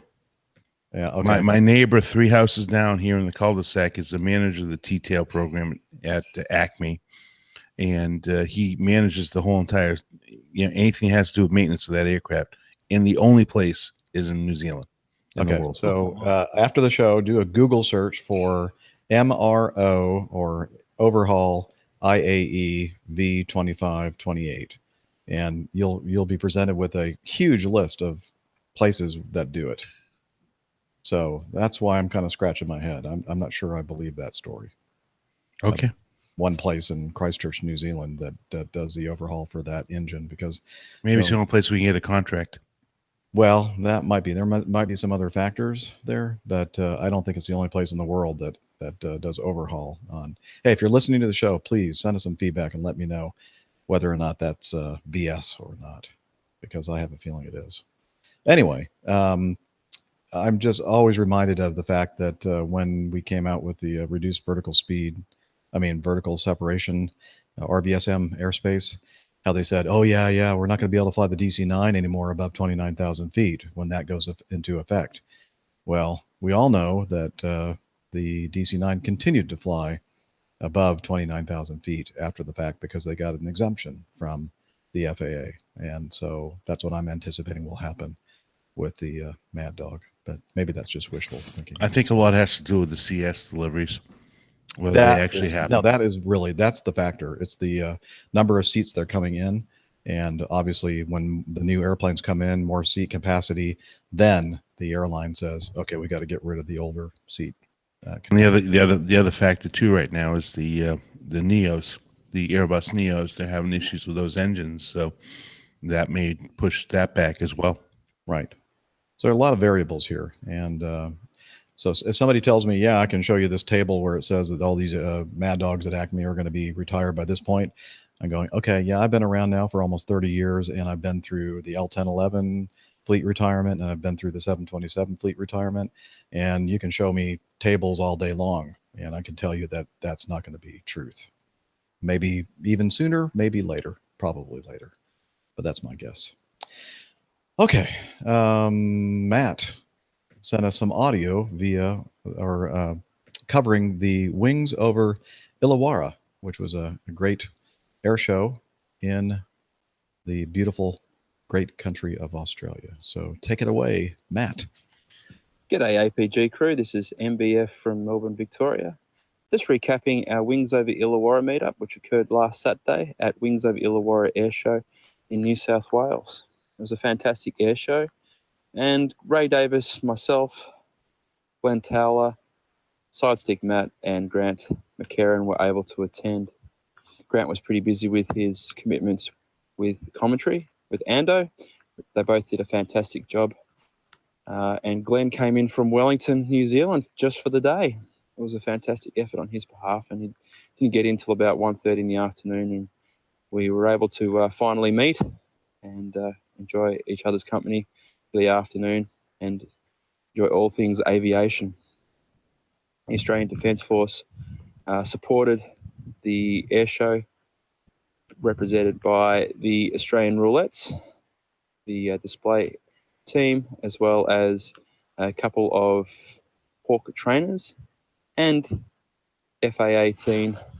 classic FA-18s, one of which did an amazing solo performance at the end of the day, culminating in the wall of fire, 700 litres of petrol going off at once with people not too far away. It was pretty impressive. Some people requiring a change of garment shortly after. There are other fantastic aircraft on display too. There was a Beech 18, a 1952 example, owned by the Tibbets, and Paul Bennett air shows, once again, with their World War II and classic aircraft displaying themselves in such fine form as they usually do. Paul's solo performance was breathtaking. His ability in his aircraft is second to none. An amazing aviator. And Matt Hall in his aircraft, again, on par with Paul. It was great to see him make the effort to come down and fly. The Russian roulettes and their Nanchangs, which basically Yak 52, just a Chinese version, put on a great display. And the Australian version of the F-86 Sabre with the Avon engine in it made an appearance as well. We had a Hurricane and a Spitfire, as well as some other aircraft as well. All in all, it was a fantastic day, and we're going to make it our annual meetup for our APG PT UK community members. So if you missed this year and you want to come, get your hall passes in early with your partners and mark your diaries, and we'll give you some reminders close to the time next year. But until then, we hope you all enjoy everything aviation and the show. This is MBF out. Thank you, MBF. Must be typhoon season. In a wind tunnel. Yes. Yeah. Awesome to hear the live report from Wings over Illawarra. Very cool. Thank you for taking the time to do that for us. Sounds like it was exciting. Yeah, it sounds like a great way to light your barbecue. I like that. A lot of people perhaps suffered physiological moments. Oh boy. Captain Clevey or Clevey, Clevy, wrote in and said, I spoke with my FedEx pilot buddy, and he stated that the HUD glasses that you guys spoke about for smoke-filled cockpit use are integrated into a quick dawn masks, so you don't have to choose whether to breathe or see during the emergency landing. And hopefully we didn't give the impression that that's what we thought, because we, I think, understood that this new technology would be both the breathing device apparatus and the synthetic vision for safely landing the airplane. But thanks for checking up with your FedEx guy, buddy. And thank goodness you don't have to choose. That would not be. Yeah, that would be. Ideal. You got to hold your breath and see, or breathe freely and wait for it to hit the ground. No, that's not good. No. Okay, Dr. Dan writes, the crash of Egypt Air Flight 804 into the Mediterranean Sea that killed 66 people, was that a couple years ago, I think, was caused by a hot Apple product, according to a new lawsuit. The families of several of the victims of the May 19th, 2016 crash claimed the tragedy was due to the co-pilot's iPhone 6S or iPad mini overheating in the cockpit and catching fire. According to the docs, an investigation revealed the device ignited and led to a bigger fire in the cockpit, which ultimately took the plane down. It should be noted, however, some industry experts have questioned this phone theory and believe the fire on the plane started beneath the cockpit in the avionics bay due to a short circuit or some kind of explosion. Still, the families believe there's enough evidence to hold Apple responsible for the deaths of their loved ones, so they're suing for damages. Well, I don't think there's any evidence that the phone or the iPad mini actually brought the airplane down, and I think they're going to require evidence to win a lawsuit against. I know Apple has a lot of cash, and I'm sure that the lawyers know that that's a big target. But what do you guys think of that? No, I agree with you. I think there's, unless they had solid concrete evidence that that's what happened, this doesn't hold up.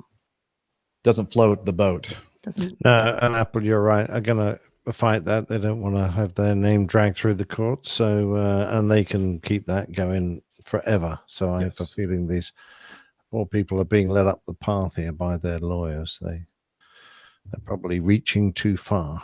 I believe so. Jim writes in. Jim Howard, the only a navigator, I think he calls himself.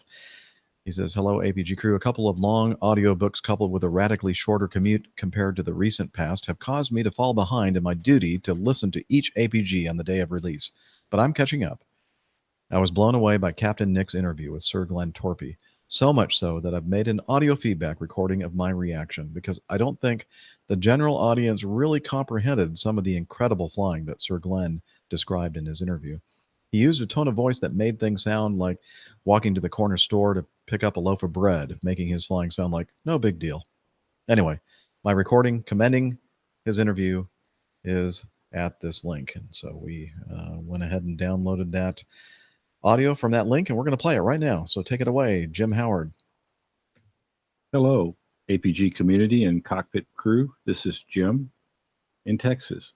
I've been remiss in sending in feedback for a while, but I wanted to make up for it a little bit by complimenting Captain Nick on his wonderful set of plane tales. And particularly, I enjoyed the interviews with Sir Glenn Torpey,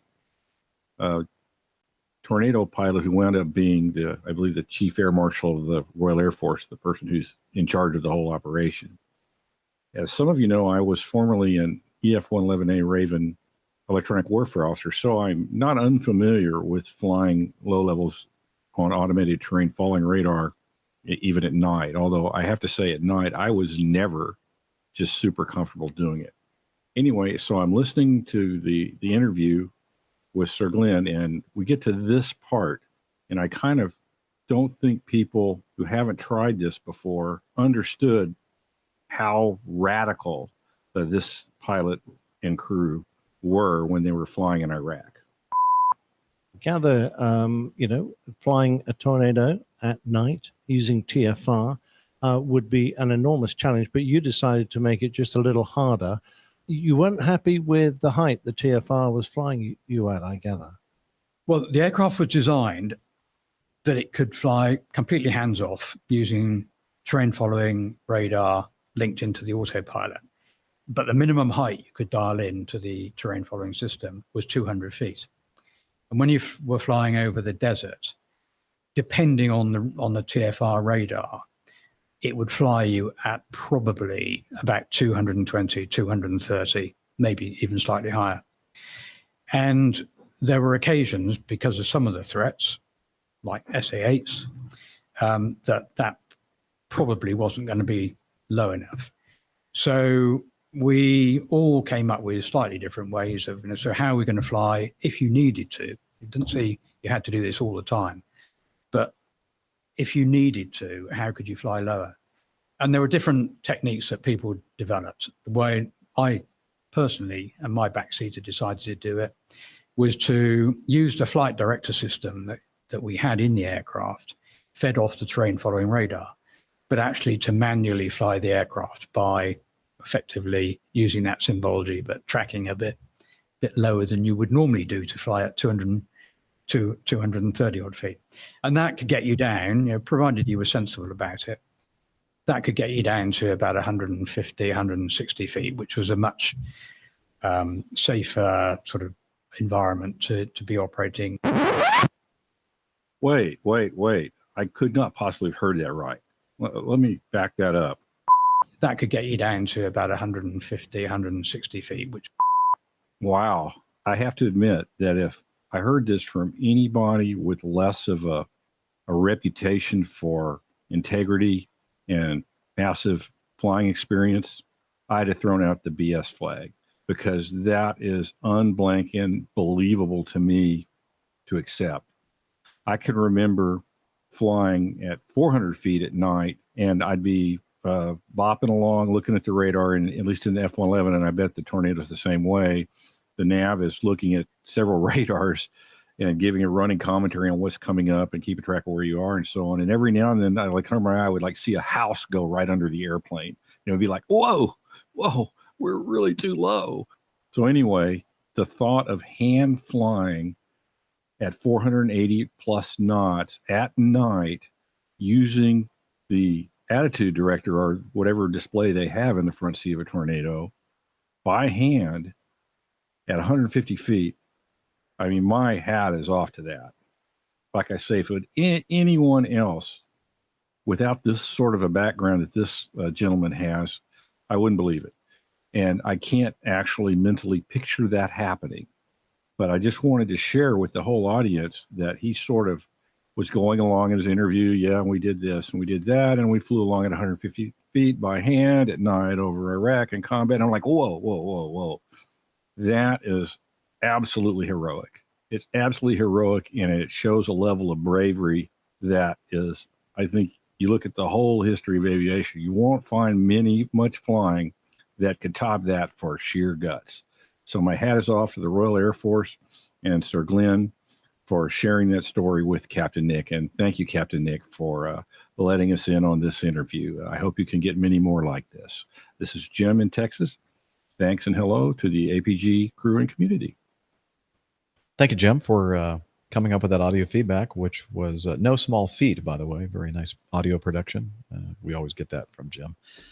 And absolutely. And a very nice compliment. And I will make sure I pass on your very kind words to Glenn the next time I see him. Very good. Very good. All right. Well, I'm looking at the list of feedback in our show folder here, and I know for sure we're not going to get to it all. In fact, we're getting close to the end of the show right now. And so next time we're going to address some questions, feedback regarding center of gravity, weight and balance, a couple of those. That'll be exciting. Yes. What did you say our new motto Aviation boredom. That's good show as well. And also a recent 60 Minutes in Australia segment on the fact that someone is saying with absolute 100% certainty that the MH370 missing airplane 777 was a murder-suicide. Hang on a minute, Jeff. 60 minutes? The show's only 3 hours. That is as it is. Yeah, well, we're not going to do 60 minutes on that piece of feedback. Thank the Lord for that. It's the name of the show. Some certifiably crazy person decided to go ahead and make that their statement. I mean, really? Yeah, well, how little do you know? Well, we're going to talk about it in the next show. Just wanted to briefly mention it. And let's see. Also, you know what? Quickly, we're going to do this one. Alex sent us some feedback that's going to just rocket us above the 50% level. He says, Captains and Doctor, I made my APG feedback debut in episode 321, How to Land a Plane, where I described my problems trying to get the hunk of junk on the ground properly. I have to say, I was pretty frustrated, and after 32 landings, I really didn't have one of which I was proud. You all gave me some wonderful advice, mainly keep my perspective down the runway. And it worked. By focusing on a good approach configuration and looking down the runway, landings 33 through 43 were silky smooth. Thanks for the help. Clear skies, Alex. Yay. That's Yay. excellent. We did it. Congratulations, Alex. We did it. Good job. We end the show on a positive note above 50%. Yes. He doesn't mention my advice of shutting his eyes. So, I think he just pulling and praying. Is that what you're saying? All right. So yeah, it's now time to shut this thing down. John, Yes. Thank you again for hanging in there with us and giving us some great commentary and just moral support. I love being here. Thank you for inviting me. Appreciate it. We'll come back anytime, man. Really, honestly. Thank you. And so let's see. We would be remiss if we didn't mention the wonderful work behind the scenes that Miss Liz Piper does for us as producer of the show. Thank you, Liz, for that.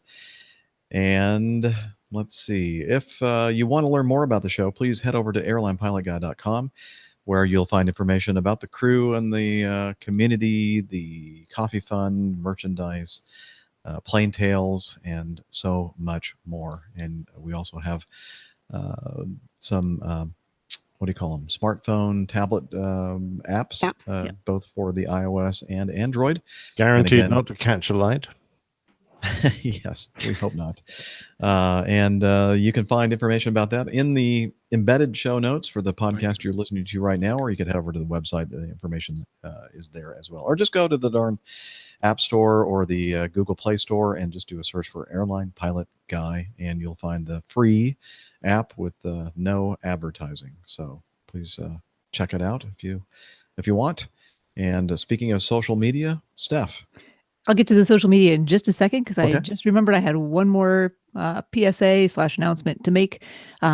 Just a reminder that Saturday, June 16th, if you're going to be in the DC area at the Udvar Hazy Center, that's the Innovations in Flight, and also the Airplane Geeks 500th episode celebration or something along those lines. Very good point. So just wanted to say that. And then to interact with us more on the social media, head over to Twitter. Our handle's at APG Crew. Find all of our individual Twitter information pinned to the top of that page. You can also go over to facebook.com/Airline Pilot Guy. All kinds of good information from the community and us there as well. And some information about meetups as well as on Slack. And Hillel has something to say about that. APG listeners, please join us on our Slack team. Slack is a communication, coordination, and sharing platform that works on your mobile, laptop, or browser. On Slack, we share ideas and news. We suggest episode and Plain Tales topics. We plan events and meetups. To get into the Slack team, please email me at slack@airlinepilotguy.com. That's SLACK, Sierra Lima Alpha Charlie Kilo @airlinepilotguy.com. Or send me a tweet with your preferred email address to @Hillel, and I'll send you an invitation. That's Hillel, spelled HI11E1, Hotel India 11 Echo 1, and see you in Slack. Thank you very much, Hillel. And until next time, wishing you clear skies, unlimited visibility, and tailwinds. Take care. And God bless. Cheers, y'all. Bye, everybody. Bye-bye. Adios. Yeah, that's what I normally say. And that's all I have to say about that. And don't forget, Pilot Pip says, please, will someone listen to his podcast? He needs an audience. Yeah, what? I've I don't know listened. why It's an people excellent don't. I listen episode. to it. I'm about 3/4 of the way through. The only bad part about it is there's some old guy bloviating about acting red or something. Bloviating? Have you just made up a new word? That's a real word. I think. Oh, damn, we were almost at 50%. Wait a minute. Almost made it. Yeah. Till the end of the show. It's a real word. It's to talk at length, especially in an inflated or empty way. Sounds like laurel to others. Bloviate? Yeah, bloviate. You ever Bloviate. heard of that? No, it's not a word I'm familiar with. Thank you for supporting me, Dr. Stuff. You're welcome. English. Yes, the language we English. speak. You should try Yeah. it sometime. Hey, Nick, you should definitely try that sometime. George Bernard Shaw was the man who said we're two nations separated by the same language. Yeah, So that's true. true. A fish urine. What was that? Meeting all of you. John, it's so nice meeting you. Very nice meeting you, John. Thank you. And all right. Thanks, everybody, for hanging out with us in the chat room. I know it's late, especially for those of you across the pond. Thank you for staying up late and wearing your PJs. This pajama party for you. And everybody here in the U.S., thanks for listening. And we have some from down under as well, right? Is Glenn still with us? Glenn is still Yeah, here. he's still here. It's middle of the day tomorrow. You're lucky, Glenn, that you're still here, because I was going to boot you out of there for your smart arse comments. Wow. Or bloviating. Yeah, Talk that's at what I do on the length show. in- I know that word because that's what I do. to talk at length, especially in an inflated or empty way. Oh, Jeff, I'm cut to the quick.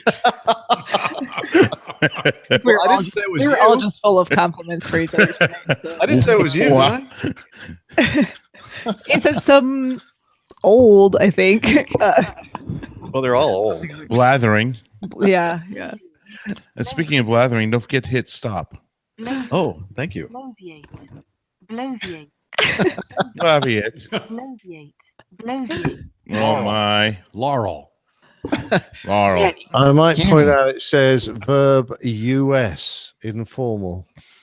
So that's why you never heard of it then. Well, yeah. You see, Origin English, mid 19th century. U.S. English. Mid-19th. That's real English, but copied.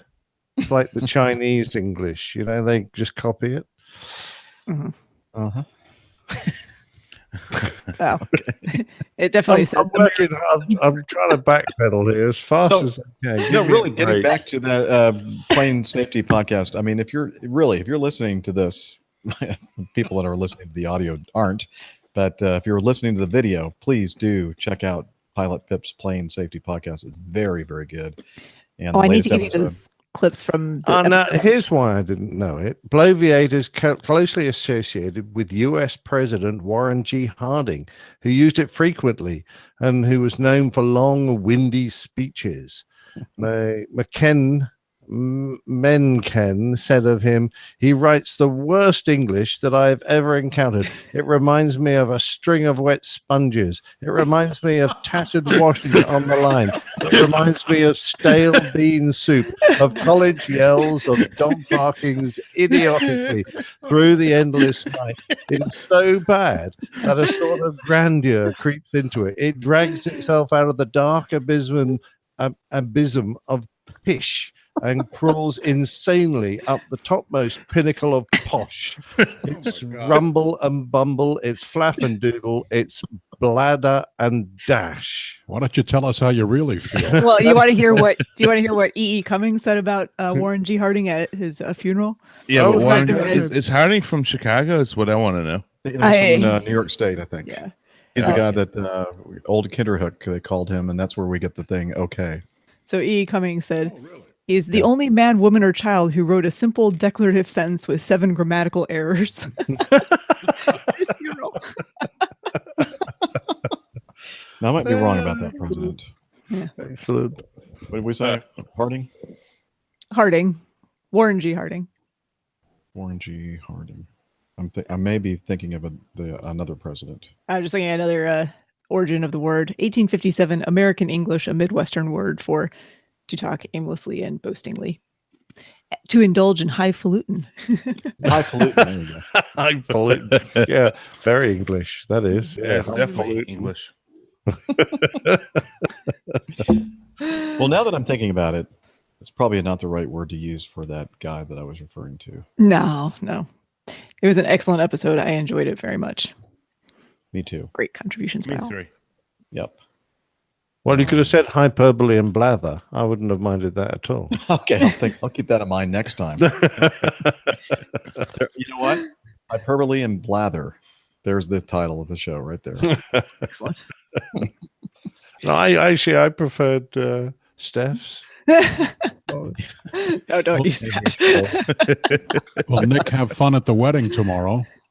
Oh, you're going? Wait. He's the maid of honor. Well, now I'm definitely going to have to get up at 4 a.m. to watch. Yeah, I'm going to have to shave my beard off and put a skirt on. That's a bit of a worry, isn't it? Well, either that, you're walking the bride down the aisle as a substitute. Yeah, that's not a bad idea. Although I think Charlie Boy's got that job. I was just amazed at how desperate the news people are to find something to talk about. This morning, the BBC presenter was interviewing the CBS presenter. I mean, when the news presenters start interviewing each other because they've got nothing to talk about, I'm going to have to say. Well, they tried to dig up all kinds of stuff against Meghan, and all they could do was come up with the father who just had an operation of some sort and can't make the wedding. Yeah, which is sad.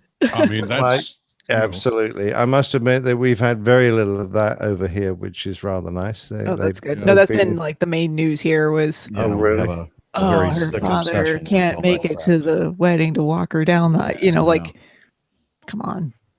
Yeah. I don't know what I haven't turned on the TV for that exact reason. I don't want to hear any of it. Yeah. Yeah. By the way, I'd like to express I made an error. So it was not Warren G. Harding. It was Martin Van Buren that lived near the Kinderhook, New York area, and was said to have signed things old Kinderhook or okay. So it doesn't stand for all correct then. No. Well, our accuracy rating just went down to like 2.5% now. Yeah, that's okay. It doesn't matter. We just do this Well, for fun. we had John there to drag it back up again, but he didn't hardly say a word. Yeah, John, next time you're on, make sure Yeah. you speak more so you can bring our level up. Rating back We up. need your help. The poor gentleman didn't have a chance to talk. I'll try my best. He does have Don't- a don't radio be- voice, though. You can just cut us off. It's fine. Just jump in there. Okay. He does have an excellent radio voice. Yeah, he does. Well, I hope so. I made a living at it for 38 years. Yeah, I can- Is that why you're unemployed? Yeah, well, no, I chose to walk away so I could become a pilot. I mean, Oh, there you go. basically what I did. I worked for a radio station here in Atlanta for 18 and a half years. Which one? WGST. I was GST. yeah, 640. Well, it used to be 920 when we played Oh, music. okay. And that's when I hired on in 1976 and back and forth and went to other radio stations around the country and then came back to Atlanta as a DJ, and they become an all news station. Mm-hmm. And I stayed on for another 16 and a half years doing commercials. So were you there when Bortz and Oh, yeah. and I can't remember some of the other ones, but I started listening in 88, 89. Well, Sean Hannity. Sean Hannity, after he left Huntsville, came here to the That's Atlanta right. market. That's right. He was a WGST before he went to New York. So everybody that was at GST back then, John, now are with WSB. Just Well, not about. everyone, but a lot of Well, what's his name? The consumer guy, Clark Howard. yeah, Clark Howard. I was thinking the guru of cheapness. He Tribal member at that. Here's a Clark Howard story. We went to a Clark was on the air for about an hour and a half, 2 hours a day, and WPCH was our sister station on the FM side, and we had a clients party at some big hotel where we invited all the clients, and we all dressed up in tuxedos, and Clark shows up in this tuxedo, and we all took a break about halfway through and went out and either smoked a cigarette or had a glass of adult beverage. And Clark comes up to me and he says, "How do you like my $49 tuxedo, John?" And I looked at him and I said, "It looks like you paid $49, Clark." And he was proud as hell that he bought himself a $49 tuxedo. Yeah, The guy's a multi-millionaire. Yes. Oh God, really? Yes. How sad. He's a really great guy, though. You know, He's we've a got terrific enough, guy. He's a terrific guy. We've got enough radio personalities on the APG now for them to have their own little section. We've got Radio Roger, we've got Micah, now we got John. There must be a few more. Oh yeah, I'm sure there are. Well, I'm just thinking how much I'd love to hear John just like, if I was flying around and he's on the same frequency, it's just nice to listen to We people may with have. these voices. We We probably have. Yeah. No, I have to say your voice does sound familiar to me. So Well, it was on for, as I said, from the beginning, including the playing the records part of it for 18 and a half years. So yeah, I did all the commercials on WGST from, let's see, 1979 all the way until 1994. So okay, that's where I heard you then. Yep. Because I listened to GST exclusively, probably. I used to do the entertainment calendar, telling everybody what they should go see or what I recommended. Yeah. Because I was invited to all the opening nights and everything. That's awesome. Kind of fun. Yeah. But after 1994, I said, that's enough. Yeah. You didn't realize you invited such a legend onto the show No. today, did you? No, I didn't.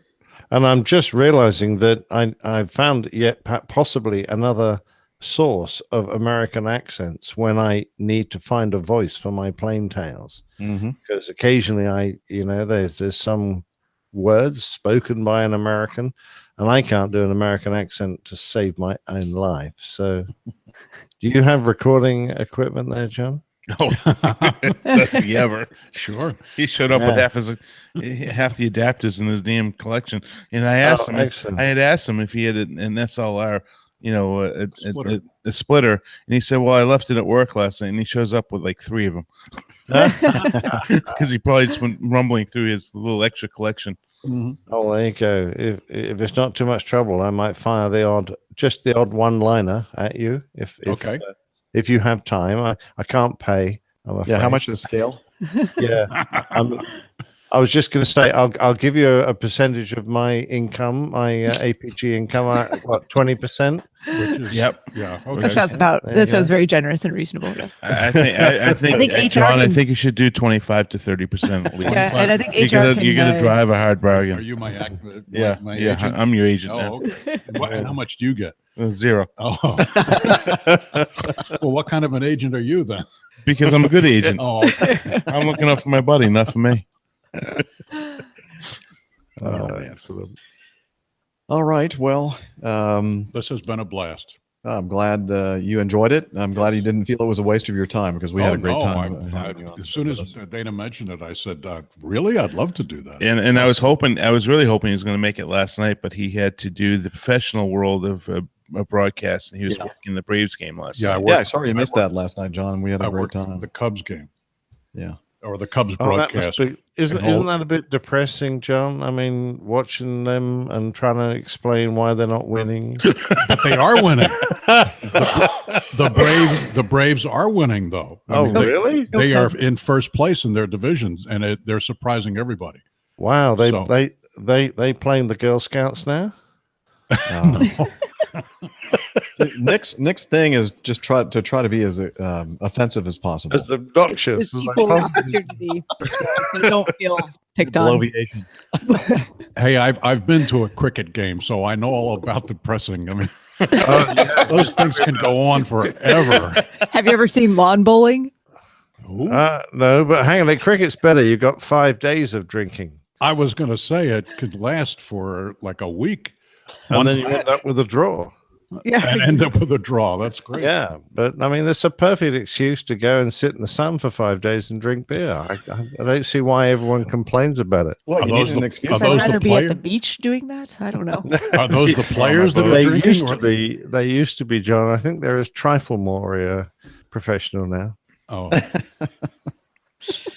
Wow. I used to umpire in a church league here in Atlanta, and one of the that's really funny. What? A nice Jewish boy. Well, in the church league.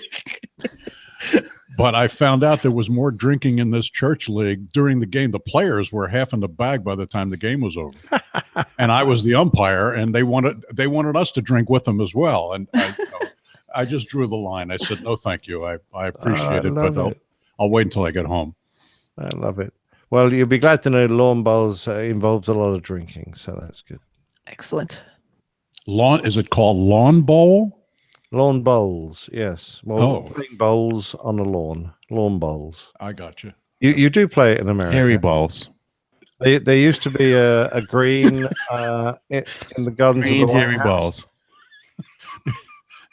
Dana is interrupting. I can't hear Dana, what you just said. yeah, I know. Shut up. A very rude man. There used to be a bowling green on the lawn of the White House, and I mean there are over 6 or 8 clubs in LA.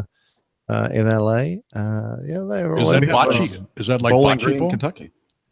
Not really. It's a beautifully manicured piece of grass, and they roll the ball along the grass, but the concept's similar. I'll have to look that up. There's a bowling green in the Central Park of New York. I'll have you know. There's a Bowling Green in Kentucky. The town is, or the city is named Bowling Green. Oh, there you go. There. I don't know if that has anything to do That with Bowling explains it. Greens, but Hey, Jeff, why is your glass empty and there's no bottle of wine left? because the show's over. Yeah, because you drank the whole thing. I need to get. No, I didn't start off with a full one. Nope, I didn't. John But I'm finally gonna- had his first glass of wine. I offered him one earlier, but of course he wouldn't take it from me. It had to be Julie that came Oh, home absolutely. Well, that offered him the bottle, what am I, the stupid? bottle of wine, the glass of wine. I could wanna not cross a lemon. interest him in it until a beautiful young lady smelling real pretty shows up and says, "John, would you like a glass of wine?" He's like, "Oh, I'm melting." Yes, of course I'd love a glass of wine. She's a Abusive sweetheart. to my guest host this Hard evening. to I am. resist. She is a sweetheart. All right. Well, we need to shut down the broadcast. So, Are hosts, people still watching this? Yes. Yes. Oh my goodness. Oh my goodness. See, it says right there. It says live. Oh, L-I-V-E. I see now. I see, said the blind man. I thought that said live. I didn't know. You're still living. Actually, it does. Yeah. All right. Well, thanks everybody in the chat room for hanging out with us again. you, This guys. week. Brilliant. Well done, Thank you. Elaine. Bye. Thank you for all the congratulations. That you really, Cheers, truly Glenn. appreciate it. Adios.